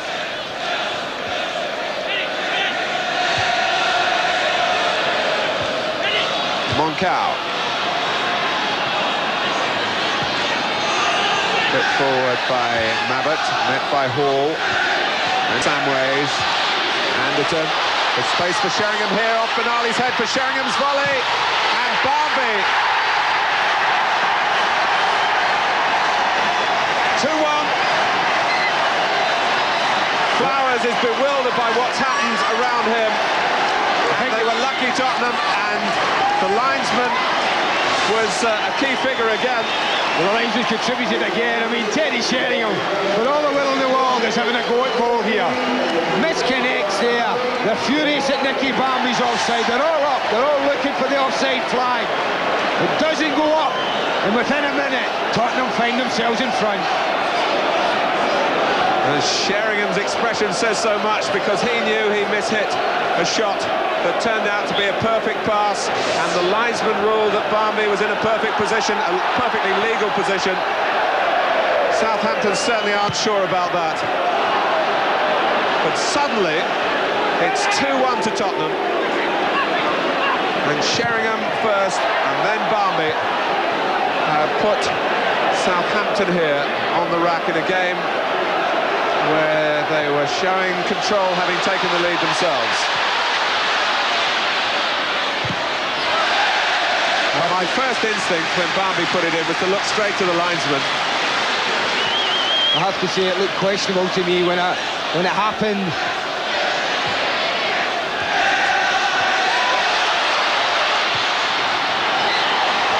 Is this another one for Anderton? It is! Well, everything Tottenham touch turns to goals. And Terry Venables permits himself the merest of smiles, and Darren Anderton has scored for Tottenham in a Premier League game for the first time, and it's come against his hometown club, Southampton. Well, it's just a complete mix-up between Francis Benali and Timmy Flowers. Flowers comes up for it, really. There should be a call from Benali if he's taking the header. But composure from Anderton. Finds a little side foot shot. bypasses Flowers, he opens his account. What a 3 or 4 minutes this has been for Spurs.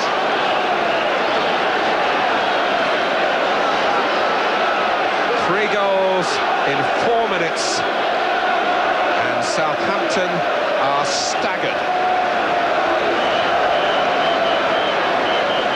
Ian Branfoot knows the ups and downs of management,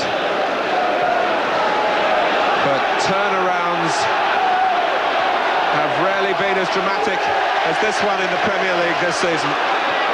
But that second goal still, I would say, would stand a bit of analysis if we can look at it again. Even though Tottenham have now moved on to 3.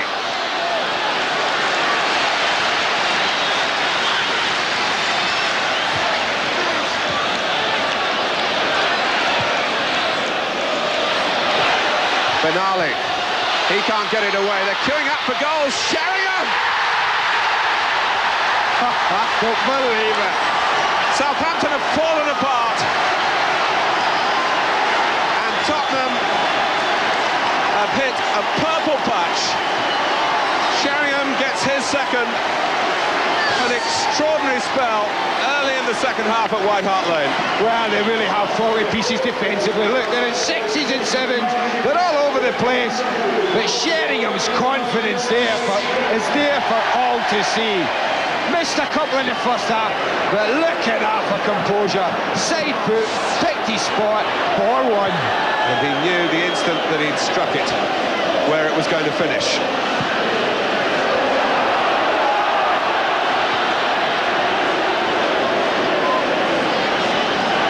Well, the bottom has dropped out of the world of Ian Branfoot.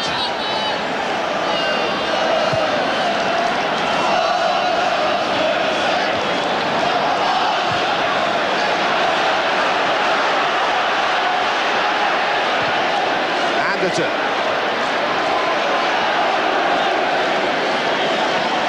Well, once the ball goes out of play, we'll take you back to the second goal, which I'm sure Southampton fans watching back down on the south coast will still be debating.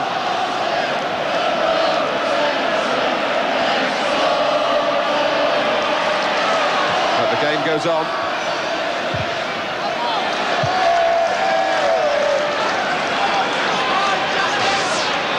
Here we can have a look at the second goal, and this may well be the goal that proved crucial in all that's happened.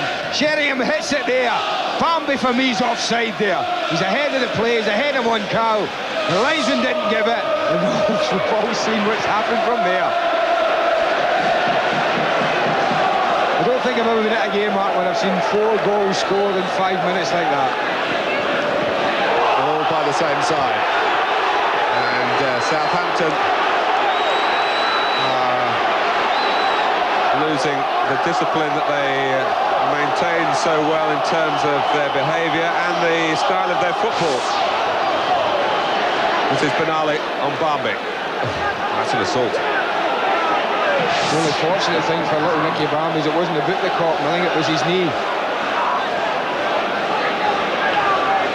I think he should take his teammate advice, Francis Benali, and just drift away from that part. But it's symptomatic of the agony that Southampton are feeling now when a game that certainly wasn't settled but was going their way, and Ian Dowie, their lucky charm, had got the goal. They're certainly going to lose now in a match in which he scored.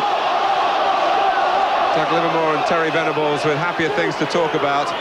The referee talking to Benali, and he sent him off for violent conduct. Compassionate pat on the head from Ruddock, who knows Benali well, of course. And for Southampton, it gets worse and worse and worse. Well, the referee certainly took his time over the decision. I know little Nick Bambi's been helped off the pitch here, whether he's damaged a shoulder, seems to be holding that. That right shoulder seems to be the one, and whether he damaged that in landing. I don't know why the referee took so long to make his decision, Martin, I really don't. I would imagine if the tackle was as bad as the referee thought, the decision would have been made earlier. It's as if he's waited to see what little Nicky Barmby's condition was like and then made his decision. Pat Van den Hauwe will be the substitute, and of course there's more to this than just the injury in the game. Nicky Barmby, much to Tottenham's displeasure, is scheduled to go to Australia with the FA youth side to play for England in the World Under-20 tournament next month. It's a compulsory selection, but this might cloud those particular waters. Well, the sending off just ends a quite amazing 7 or 8 minutes for Southampton, doesn't it? Absolutely shell-shocking must be.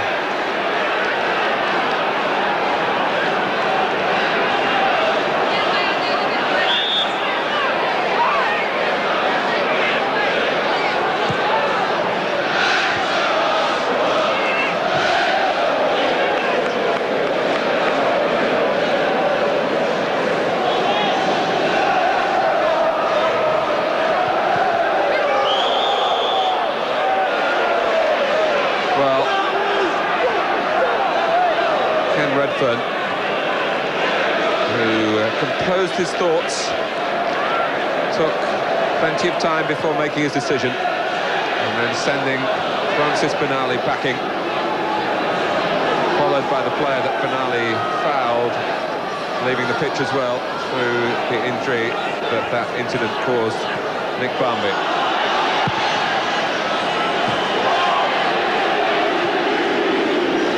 One of the scorers in this sensational spell for Spurs. And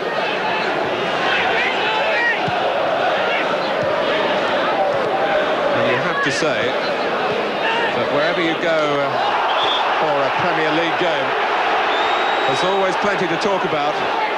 This might not have looked a fashionable fixture, but I don't think you'll forget it in a hurry. Certainly Southampton won't. Looked so comfortable, didn't they, after 5, 6, 7 minutes of the second half, when they'd started really well.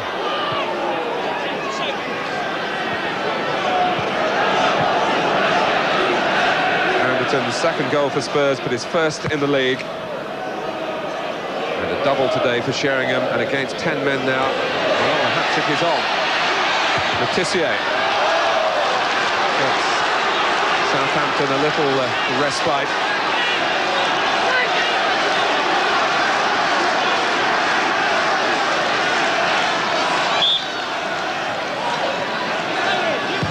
Letizier's corner.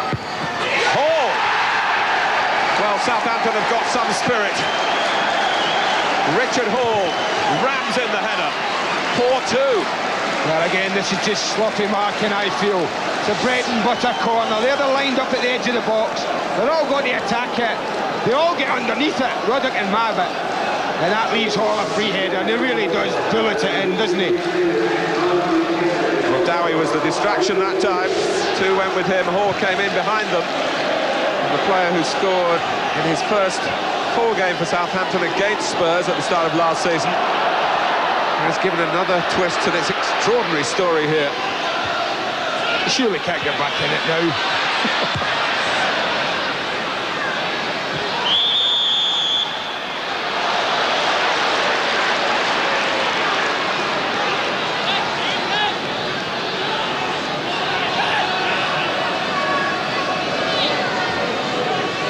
Been trying to get you a shot of Ian Bramford, but understandably he's been sitting back, absolutely stunned.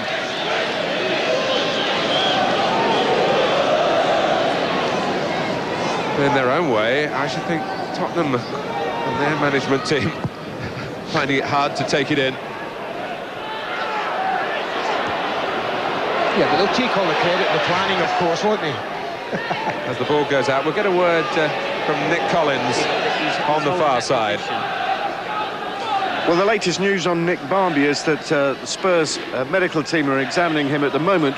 They think he's either got a dislocated elbow or a shoulder, but they're not sure. They're trying to keep him in exactly the same position. And he's in a bit of pain, I can tell you, because his mouth is also bleeding. So we'll update you on the Nick Barmby situation if we get any more, Martin. Thanks, Nick.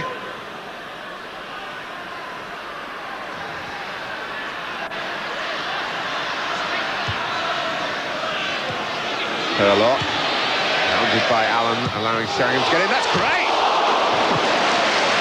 Well, I said about the unpredictability of his play.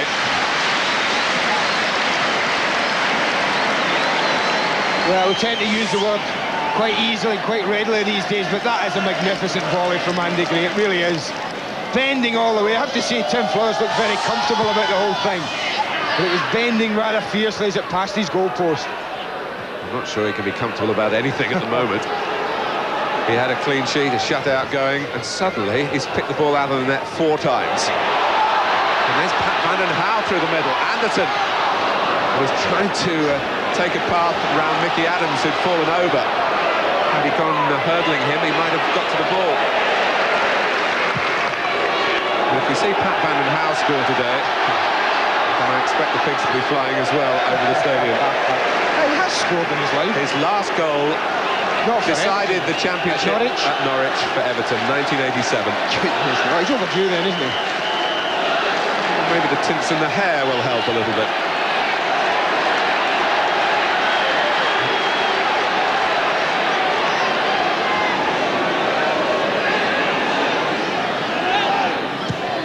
Anderton. Austin.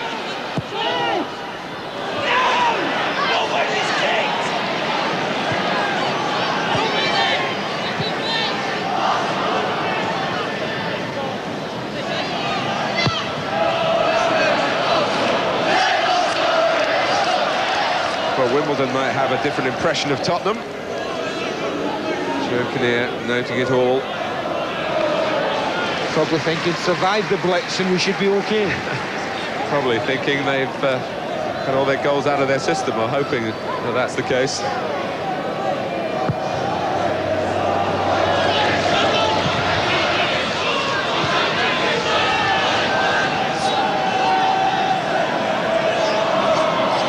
It's been pointed out to me that Spurs still got an Arsenal record to try and beat. Arsenal got 6 goals in 18 minutes against Sheffield Wednesday last season. 4 in 5 here for Tottenham.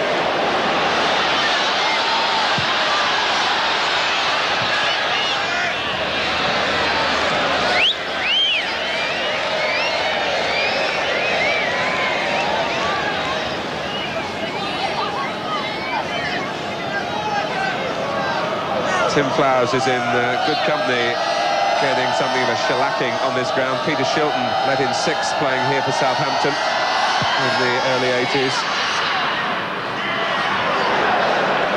Here's Van den Hauwe. Sam Ways, lovely touch.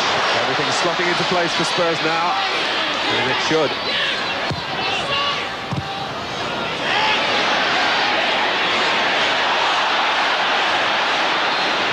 Sure, when the dust settles on this match, Southampton will have a strong opinion about the first 2 goals. The free kick that led to the equaliser, and was it offside? Hurlock's in trouble. Shoving over Gray. Ken Redfern reaching for the top pocket. One would suspect that this would be a yellow card.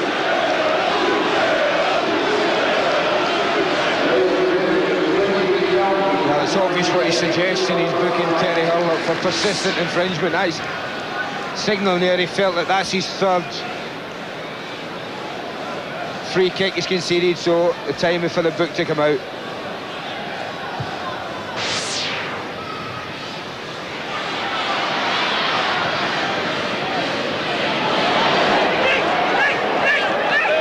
Danger. 4-2. Southampton getting the first and the last of the 6 goals we've seen so far. Ian Dowie and Richard Hall, their scorers. 2 for Teddy Sheringham, 1 for Nick Barmby, and 1 for Darren Anderton for Tottenham. Here's Allen, 4 up for Spurs, only 3 back, and Allen decided to pursue his own plans there. Well, they're all looking to get in the act, can't they? I mean, it's tailor-made now, the situation for Spurs to be passing the ball about, to be looking to make Southampton run about and chase the ball.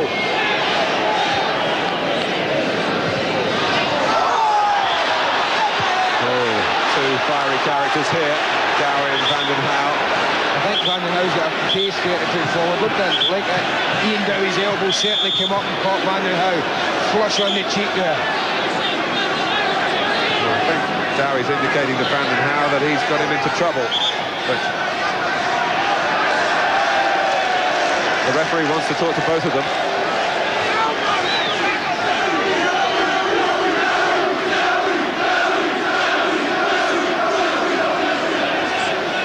This looks like a calming down message, but I'm not sure it's been received and understood.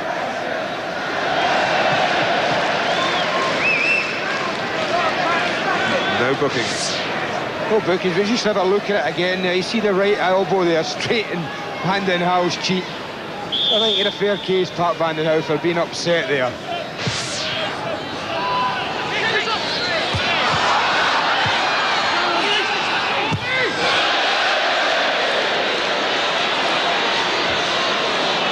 Just over 15 minutes to go. And Southampton, I think, will be feeling they'd like to get this over and get out of the place.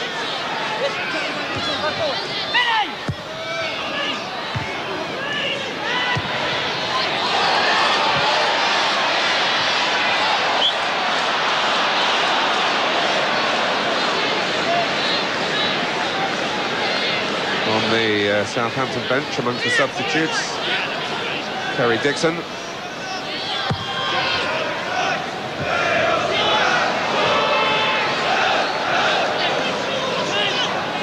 And Dixon's old striking partner at Chelsea, Gordon Jury, an injured Tottenham player at the moment. It's bad news for Spurs, of course, and for Scotland.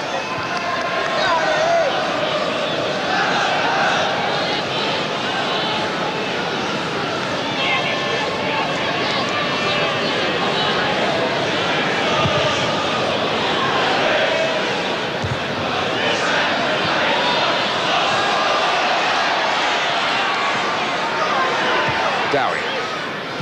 Letitia.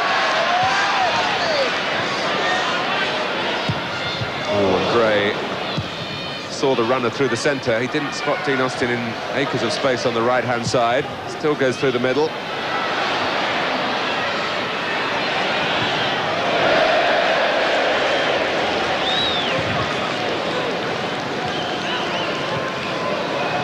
Well, a match like this, a hard act to follow, but we've got one for you, I'm sure, of real drama as well. Leeds United against Manchester United at Ellen Road, live on Sky Sports. Ian Dark, your man with the microphone tomorrow. Then we're going to take a look at the top Hungarian side, Honved, who are over here, getting ready for the restart of the Hungarian season. They've got a friendly at Woking tomorrow night.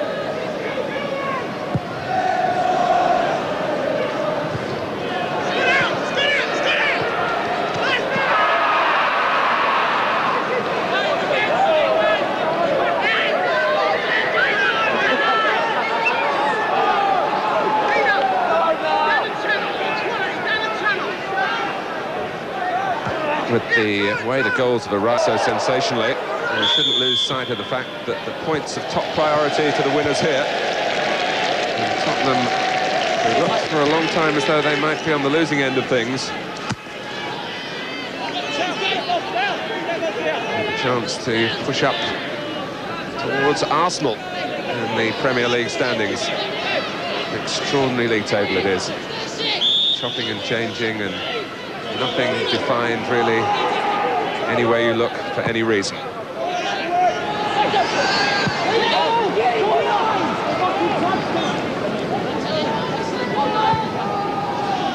Well, how it's turned around for Teddy Sheringham in particular. That's the way it goes for strikers.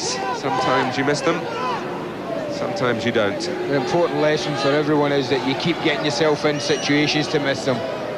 Never become disappointed just because you miss a couple of chances.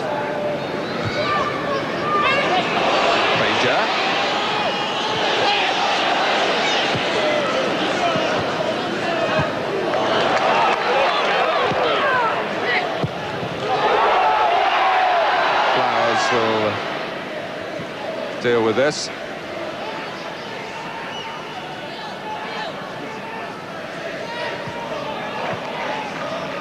Someone with a great interest in both camps here, Martin Chivers, started with Southampton, sold to Tottenham. Such a fine forward in his heyday. He too at times had to win over the White Hart Lane crowd. They're certainly won over in this match. They've scarcely seen anything like it, I'm sure. They'll be racking their memories.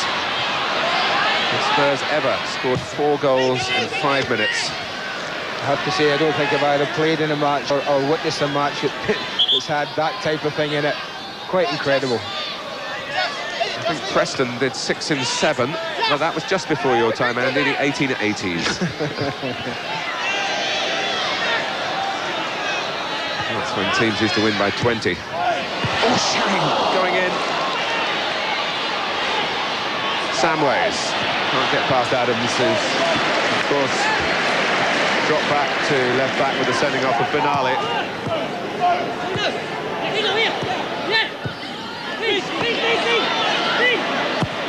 Samways. Header away by Hall. Misdirected header by Van den Hauwe. And here comes Southampton again.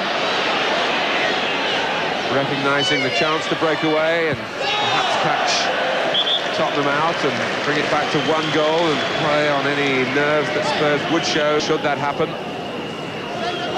Once again, though, the signal, as soon as it turned inside onto his right foot, out they came, the Tottenham back line.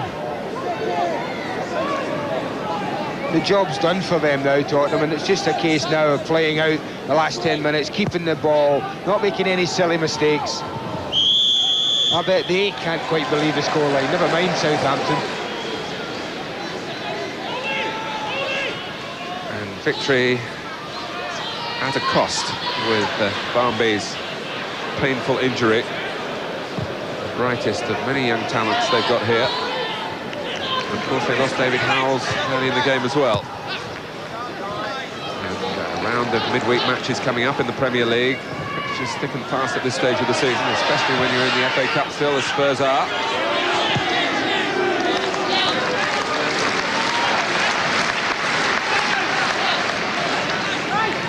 Big test of Ruddock's temperament today, with this good run without a booking.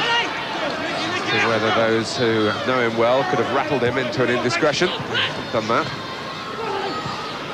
More validity to the argument that he's a much more mature man on the pitch.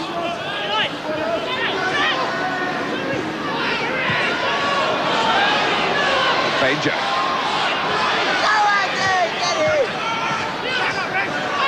Hurlock calling for it, but a cross in the end by Maddison.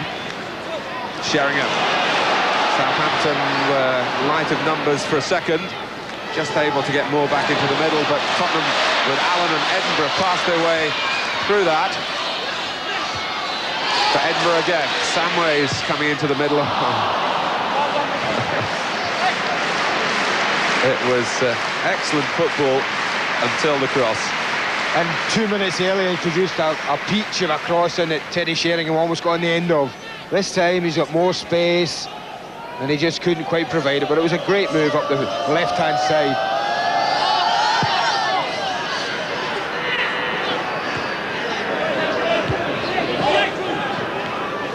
Sheringham.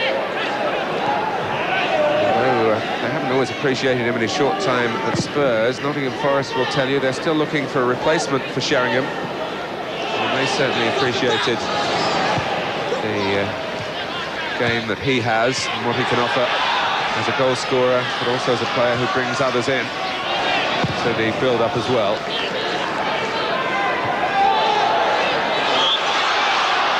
Flag was up before Dowie set off. It's one of these decisions where we're going to have difficulty is this new law. You see, Maddison's not trying to interfere, he's not trying to gain any advantage at all just by running back past the play, but giving offside. Some referees wouldn't class that as offside.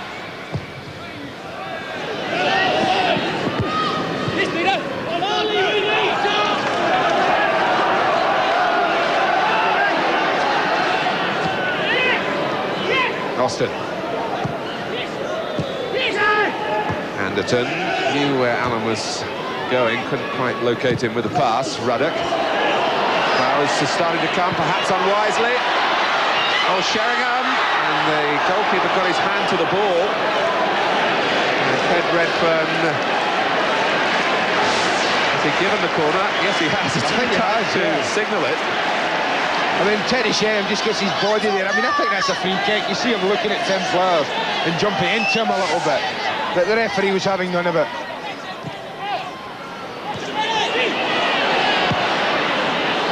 Brandon Howe. Oh, and Bray kicked out then after being blocked off by Richard Hall. Yeah, just watch it, just on the right of the screen there. You see Richard Hall just using his arms to keep Andy Gray out of the way. And a little bit of retaliation there from Andy Gray. Well, you also saw from that replay that Ken Redfern spotted it. And raising studs into the... oh, it's a back pass from Adams. Sheringham. Well, after the game, I'm sure he'll dwell on the ones that he scored, not the ones that have got away. Yeah, but it's a great chance for a hat-trick, it really is. He intercepts the back pass here. He's just probably get too much to start with. Didn't quite make his mind up early what he was wanting to do there. Mistake by Adams, but just before that, I know you, Andy Gray, stick together, but there will be those watching who will feel that he was lucky not to get a booking. Well, the referee obviously thought nothing of it, Martin, because he, as we saw from the replay, in a great view of it.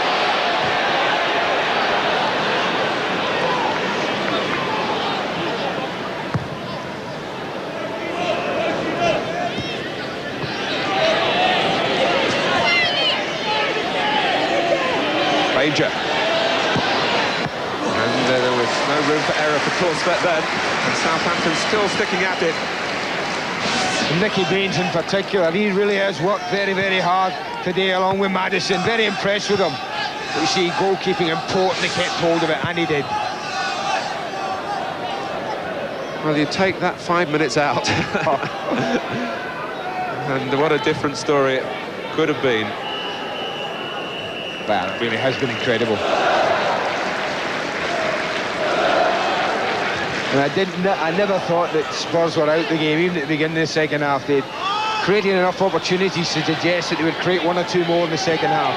But 5 minutes of that, well, I didn't think that was in the cards.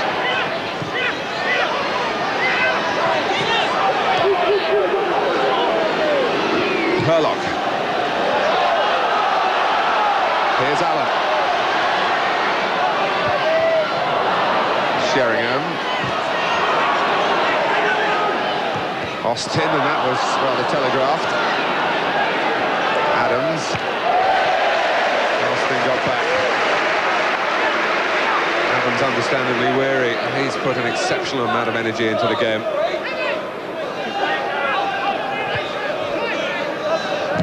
Mabbott.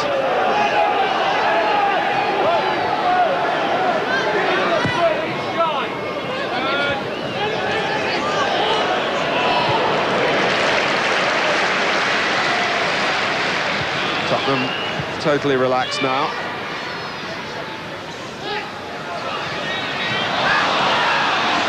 Intercepting. Letitia taking it over. And Danger. There's not quite as much weight to throw into that challenge as Ruddock possesses.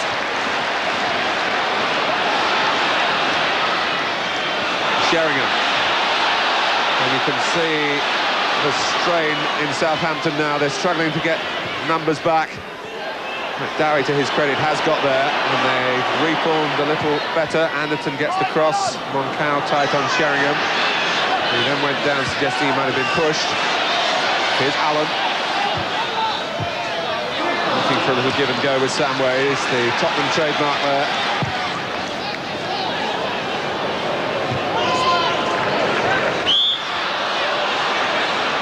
That hasn't been the way the goals have come, though, has it? A set piece to start it all off, a missed kick by Sheringham for Barmby's controversial but crucial second. Anderton seizing on miscalculation. And then Southampton all over the place when Sheringham got the fourth. Moncau.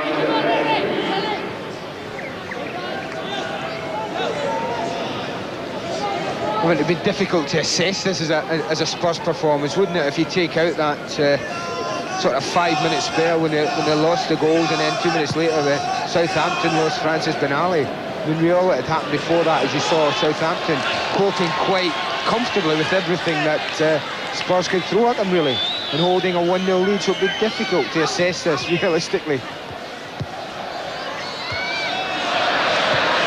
Well, this wouldn't have been a fixture that would have really smacked you in the face looking at the list for this weekend, but what a game it's turned out to be.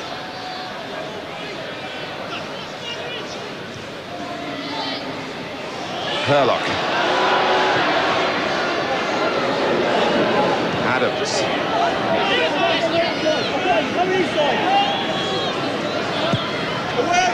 Madison. Adams again. Andy Gray showing off slightly. But he's got a place to play for. Allen. Samways will get there. Anderton helping him. And Southampton plug the gaps this time. They can with Jason Dodd. Mabbott. Well, a whistle didn't come from the referee. Certainly heard by the crowd who thought it was all over. Here's Ruddock trying to rub salt in the wound. Samways.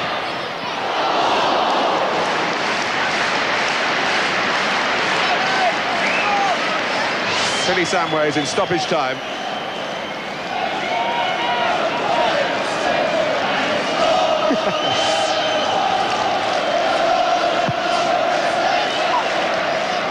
Gray.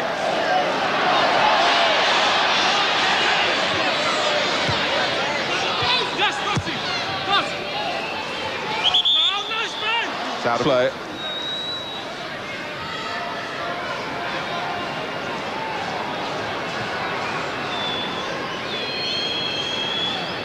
Tottenham, who have found it at times harder to put on performances at White Hart Lane, and I think you've seen some of that here in the lesser spells for Spurs, which have been long.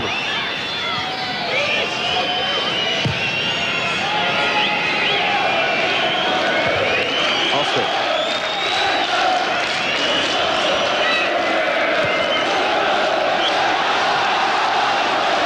That's another offside. A red card for Francis Benali will not help Southampton in their desire to improve their image. It's hardly an excuse to say that the players were absolutely shell-shocked at what had just gone on leading up to that incident. Adams, too urgent, caught out of position now. Anderton could go on himself here, and Flowers making sure he wasn't beaten on the near post. Well, 5 explosive minutes, 4 goals for Tottenham in that time, early in the second half. And Ian Branford disconsolately makes his way back to the dressing room. Teddy Sheringham, one of the torturers to Southampton, he got 2 of the 4 and was involved in the crucial second one when his mishit shot reached Nick Barmby, who then went off injured in the incident that led to Francis Benali being sent off. Darren Anderton, also a scorer for Spurs. That'll mean a great deal to him and to his family down in Southampton. So, a match at Sunday lunchtime, satisfying the football appetite of the Spurs supporters. Less digestible for Southampton, of course, who led through Ian Dowie and scored the last goal of the game through Richard Hall. And Southampton, who had high hopes of building on that fine victory over Aston Villa, really not back here. Spurs still have to go to Everton on Wednesday before getting down to business with Wimbledon in the FA Cup, and we'll be back here, of course, for that. Final score, Tottenham 4, Southampton 2. Nick Collins is talking to Teddy Sheringham. Well, Teddy, many congratulations. 2 goals there for you in the second half. But what caused that transformation? I don't know really. I think the last couple of wins we've had little spells where we've just pulverised team, and we've done it again today. Can't explain it at all. 4 goals in 5 minutes. Yeah, that's right. Certainly takes the heat off, doesn't it? How significant a win is that? Because it is very tight at the bottom, isn't it? Yeah, it always is when you play against teams at the bottom as well.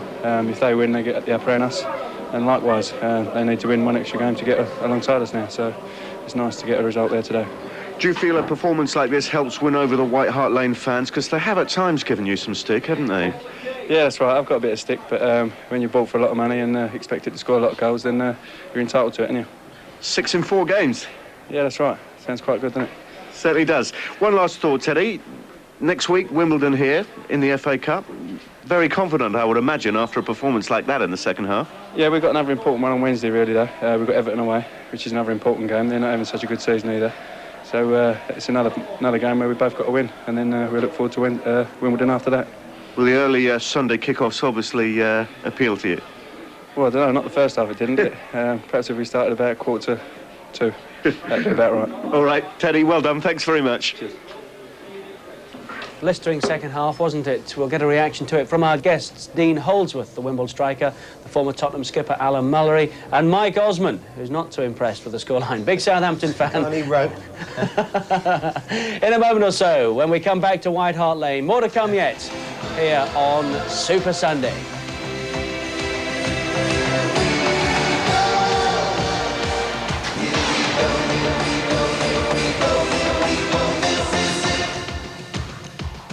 Shots from Tottenham, 4 from Southampton in total. 7 of Spurs on target, 3 of Southampton's. 8 corners from Tottenham, 1 from Southampton during the course of that 90 minutes. Fair number of free kicks and offside decisions too. 1 booking, 1 sending off. Francis Benali sent off in the second half. Terry Hurlock booked. Mike Osman didn't enjoy that too much, but I think Dennis Law did, Mike, didn't he? Yes, guys. Well, it was superb. It was a fabulous game. That 5-minute period when the Spurs were rampant, I did enjoy it very much. And but I do have to say, because I'm very fortunate to be here alongside the great Alan Mullery, one of my all-time heroes, and of course. But I will say, because I remember going to Old Trafford, because you have the big match tomorrow, Leeds United versus Man U. But I do remember going to Old Trafford one day, and the commissioner said, "I'm sorry, Mr. Law, you can't come in today." I said, "Why is that?" He said, "Well, we've got a game between the Freemasons and the Buffaloes." I said, "What's the score?" He said, "I don't know, it's a secret." Dean Holdsworth and Alan Murray are with us as well. Let's start to look back over the match as it unfolded. 1-0 to Southampton at half-time. The goal scorer was Ian Dowie, Alan. Good striker's goal this one. Yes, I mean, probably the only thing Matthew Letizia did in the game was that lovely little pass. You know, and the lad gets tackled by Andy Gray, pops into Ian Dowie, and it's through the Justin Edinburgh's legs. Eric Torst had no chance. Good chance, the only chance they had in the first half, to be honest. Well, then a purple patch for Spurs at the start of the second half. 4 goals in 5 minutes. This was the start of that patch. Now, was there an incident in here? Linesman said yes. What did we make of this? It looked innocuous, didn't it? Nothing at all, really. But then he's got hold of his shirt. You can see him, his shirt going up his back there. And that was what probably the linesman flagged for. And from that, I mean, they've got to thank the linesman, to be fair, because Tottenham hadn't done a great deal up until then. And from that decision, Darren Anderson finds Teddy Sheringham far post, Ian Dowie loses him, and he gets a goal from, 3 yards? You like chances like that, Dean, don't you? Totally unmarked, wasn't he? Yeah, that's right. He's done very well. He's just stepped forward a couple of times, sucked him in, gone round the back of him, and in the back of the net before you sort of could blink.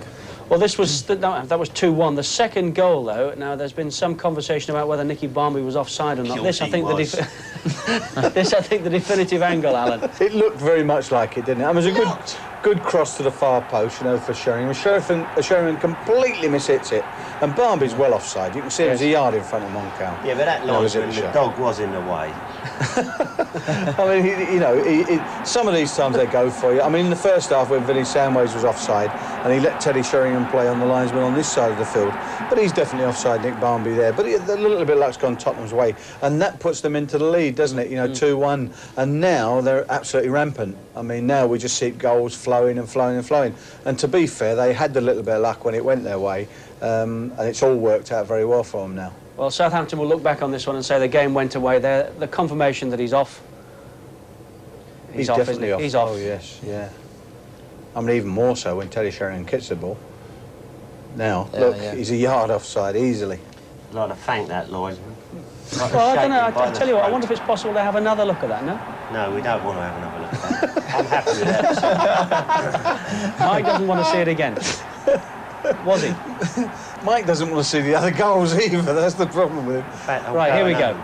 Well, you see, Now, is he in a line with Sheringham? Well, no, he's not really. You can see he's a yard in front of Ken Moncur. Remember, Yes, you've got to he have is, two but is he in a people. line with Sheringham? Yeah, but you've got to have two people in front of the ball, haven't you? You know, and one's a goalkeeper, one's a defender. So he's offside, basically, as he's knocking the ball forward. Without a doubt. Here, Alan. You know, Thank you so much. That's me not being biased, Michael, No. is it? You see, yeah. No. But I'm glad So, we 2-1. It swung on that, perhaps. Darren Anderton quickly added a third. This was 3 goals in 4 minutes. Good Dean? cross from Vinnie Sandways, you know, defender and goalkeeper battling for it. Darren Anderson got it down quickly, half volley, side foot, half volley in the back of the net. Sure, that will do Darren's confidence the world of good. I mean, things haven't gone particularly well for him today. He's tried very hard and he's brought it down very well. And nice side foot, good technique, good finish. You know, that'll do his confidence the world of good. Much needed lift for him. Teddy Sheringham missed a couple, but he also took his goals well on the credit side. And here comes his second, very confident air about the way he struck the second goal, Alan, wasn't it? Oh, was it? I mean, dreadful marking. You know, the build-up to it was quite nice by Tottenham, but some of the marking, you know, they let go Southampton. I mean, it was pitiful, really. 4 goals in 5 minute spell, and they were all to. I mean, look at this, headed it straight to a Tottenham player. There's 2 players waiting to knock it in: Darren Anderson and Teddy Sheringham, who side foots it, you know, and sends Tim Flowers the wrong way, basically. Wrong foots him. Good finishing from a goal scorer that's in good form. And then the sending off. We better leave Alan with this one as well, Dean. We don't want to get you into trouble, but... No, let me get in trouble with the FA, don't worry about it. I'll do it, because they can't do anything to me. It wasn't good, this one. No, it wasn't. It was very bad. I mean, look at the height that he gets up and flattens the kid Bumby. I mean, he's dangerous play, and we sitting in the box when we were watching it, we said he's got to go. Yeah. He's got to be sent off, and that was the end of it. We just cover it slightly. You can just see him coming in from the right-hand side. Woof. And his foot just missed his face. I think he caught him, and as he fell there, he did his shoulder or elbow, whatever it was, which he had. But that's dangerous play, so he's got to go. I mean, we don't need that in football. No, OK. No. But Southampton still had it in them to find a second goal, scored by Richard Hall, direct from a corner. Dean, let's have a look at this one. He does excellent. He comes in, and there's a big bunch of about 4 or 5 players all going for it, and Richard gets up. And that's a great header for me. And really and truly, with the other man gone, if they'd have had him on the field, it might have, you know, been able to make a serious comeback there. But with the Spurs having a spare man, didn't really give him a lot of chance, although that's a great header. And, you know, really and truly, they had their backs up against the wall once they lost that extra man, and Tottenham sort of played keep ball for the last 20 minutes, you know. Let's have a look at the FA Premier League table, what difference that makes down at the bottom end in particular. Sheffield United, as we know, on the bottom after yesterday's results. Oldham Athletic crept out of the bottom 3. Middlesbrough, Southampton in 17th place, Wimbledon, Leeds United, Everton, Liverpool, Spurs 12th. Just a point or so behind, Arsenal in 11th place. Chelsea, Sheffield Wednesday, Queen's Park Rangers, Manchester City, Blackburn Rovers down to 6th, Ipswich 5, Coventry 4th, Norwich off the top, Aston Villa 2nd, and Manchester United on top. Let's have a quick word with Ray Clements, see what he made of it. Nick Collins. Well, Ray, well done. 4 goals in 5 minutes. Have you ever experienced a game like that before? Well, we got 3 in 15 minutes last week. The lads were laughing in the dressing room before. If we actually start playing for 90 minutes, we might get a decent score against somebody. But no, I mean, it was a great second half performance. We felt at half time that we'd played enough football and created enough chances to be in front, really, and Southampton really scored the only shot they'd had. So it was just a case really at half time of saying, look, keep believing in what you're doing, keep passing the ball, keep creating the chances, keep going in there to score, and eventually you'll put one in the net. Is it as simple as a confidence boost from an equaliser to turn things round? Well, obviously, a goal at that time is a big confidence boost to everybody. If you've been talking about it in the dressing room about, yes, we can do it, and then all of a sudden, within 10 minutes of the second half, you do get one, all of a sudden, yes, we can, and it demoralised Southampton a little bit, and we got on immediately afterwards, and that really knocked all the stuff out of Southampton. Right, that's great. Thank you very much indeed. Appreciate that.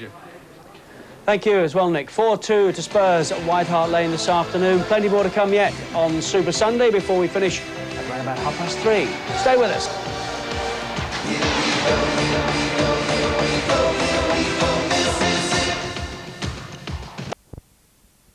Tottenham Hotspur 4, Southampton 2. Francis Benali of Southampton sent off for a challenge on Nicky Barmby. The latest on Barmby is that he has a bruised elbow, we understand, and Tottenham will decide tomorrow about his chances for the FA Cup 5th round tie against Wimbledon week today, and you can see that live on Sky Sports, of course. Jack Charlton's in. I think you enjoyed that this afternoon, Jack, didn't you?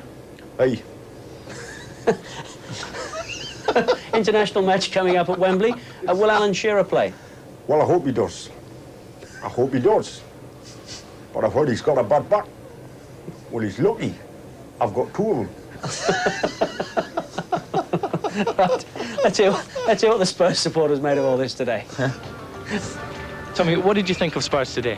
I thought first half they really struggled, and the break come with a goal, and it seemed to me the Southampton defence just crumbled. And the 4 goals in 4 minutes just demoralised them. But I thought first half we really struggled. We just don't seem to put it right at home. Away from home, we seem to attack and get on top of the game. But at home, we just seem to. Well, I think it's actually the fans that get onto the team, and they don't make them perform well. Well, I think it's the type of game they play is away. They try and play a little bit like Forest. They hit people on the break. At home, the crowd sort of urge them forward, and I don't think they really like it. They like hitting teams on the break, you know. They've got Wimbledon next week in the FA Cup. How do you think they'll do in that match? I think it'll be very difficult. I fancy it's more away. If we draw at home, I think we beat them away.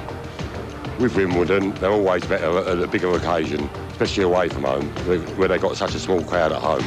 But I think actually Ruddock sort them out. I think Well, 1-0 for a long time to Southampton today, which put a smile on Dean Holdsworth's face. Dean, of course, the Wimbledon striker. They're here a week today. Dean, anything today to worry? I mean, apart from a purple patch, you were saying you felt fairly confident about Tottenham. Yeah, we'll come here on Sunday. Quite confident. We're having a good little spell. And the manager was here today. I'm sure he's taken home a few notes. And obviously they've come away today with a good victory. But we'll make it hard for them, and I'm sure we'll cause a little bit of an upset. And Alan warned you about that, didn't he? He said once Spurs get their tails up, they can tear anybody apart. It's a question of not letting them. Yeah, that's right. You have to be sit back behind the ball, not let them put too much pressure on you. And if we can soak that up, I'm sure it'll be a very tight game. Well, that's a week today. Tomorrow night, the Monday Night Football, that comes from Elland Road. Leeds United against Manchester United. Cantona goes back to Elland Road.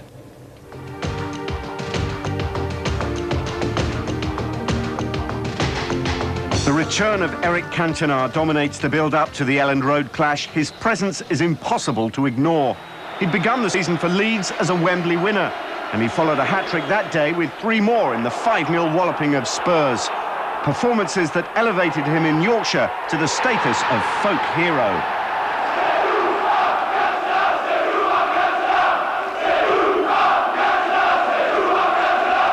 But the Leeds fans were to get a monumental shock. Cantona grew disillusioned at Elland Road, and the unthinkable happened. He was transferred to their greatest rivals, Manchester United. If he hadn't gone to Man United, he wouldn't have minded so much, but now he has gone there. You know, it's the one place he shouldn't have gone. Leeds' loss was United's gain. Cantona's looping header and a goal! And the cult hero has his status elevated even higher. Yes, Cantona's arrival has galvanised the Old Trafford title bid. Those smiles contrasted sharply with the mood in the Leeds camp this week. This was the face of defeat and the realisation that after their cup exit to Arsenal, Leeds' season could be virtually as good as over. So it's perhaps just as well that Leeds United, even without Cantona, still have a foreign star who can lift their spirits. The Norwegian international Frank Strandli scored on his debut against Middlesbrough last weekend after coming on as a sub. He could be the man to give their season fresh impetus. Everyone wants to beat Leeds now because they won the championships last year, so we just have to work hard and we get the results. And let's not forget that although Leeds may not be the force they were last year, they're still a formidable side. Middlesbrough and Arsenal would testify to that. It's McAllister! It was a blur until it bowls the net.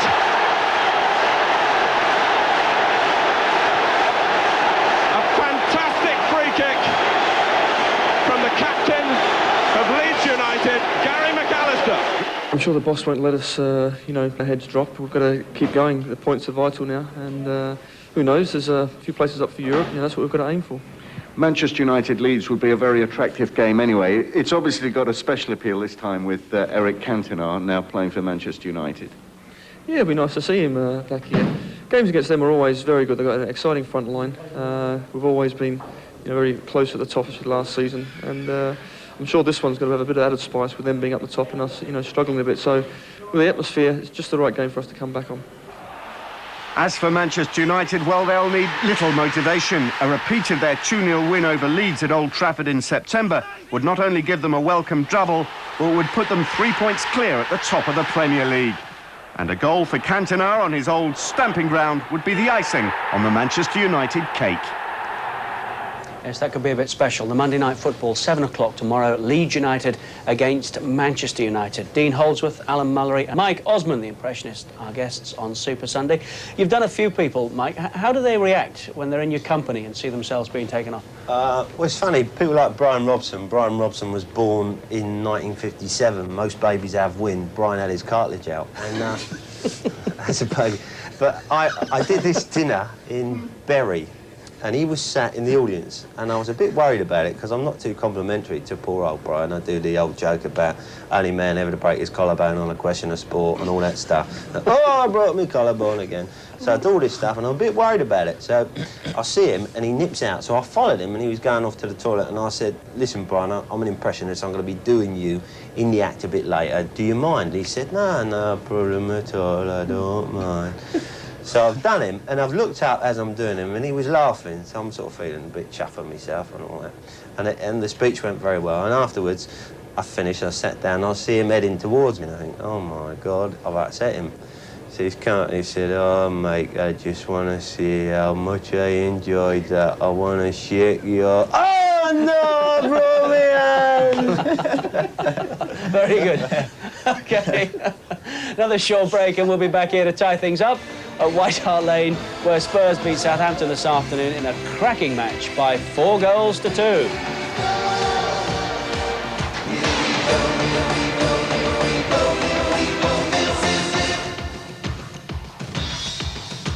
And he wasn't too happy. He wouldn't go in the cell. So they put a sack over his head, walked him round, and he went straight in. But there's a... I'm laughing now. You've heard it before. You chap.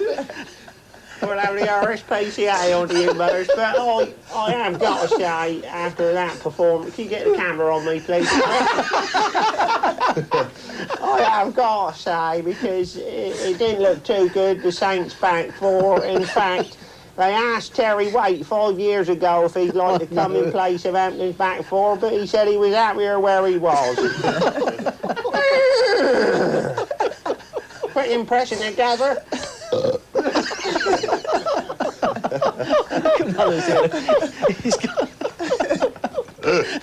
That's brilliant. Where on earth did that come from? Eh? Where on earth did that come from? I bought it. Cost me 1,500 quid. I could have bought a real horse. Could have got you a real one for 500. Could have earned some money out of it. It's been great fun, Mike Osmond. Thank you very much. Thank you very much indeed. Thank you. Great to see you. And Desert Orchid, of course. Thank you, Alan. You're right. Thank you, Alan. And Dean Holdsworth, we'll see you back here next week, of course. Important cup match. We'll bring Desi. Yeah. Give us a nod. Coming up on Sky Sports over the next few days, Netbusters next. PGA Tour Golf from the States, the Pebble Beach National Pro-Am from California with David Livingston and Ken Brown tonight at 9 o'clock. Monday Night Football tomorrow, Eric Cantona goes back to Ellen Road. Leeds United against Manchester United, 7 o'clock we start. Footballers Football Show on Tuesday. Andy Roxburgh, Terry Yarth and Johnny Giles amongst our guests. 9 o'clock that starts. Club show this Wednesday at 6:30 features Aston Villa.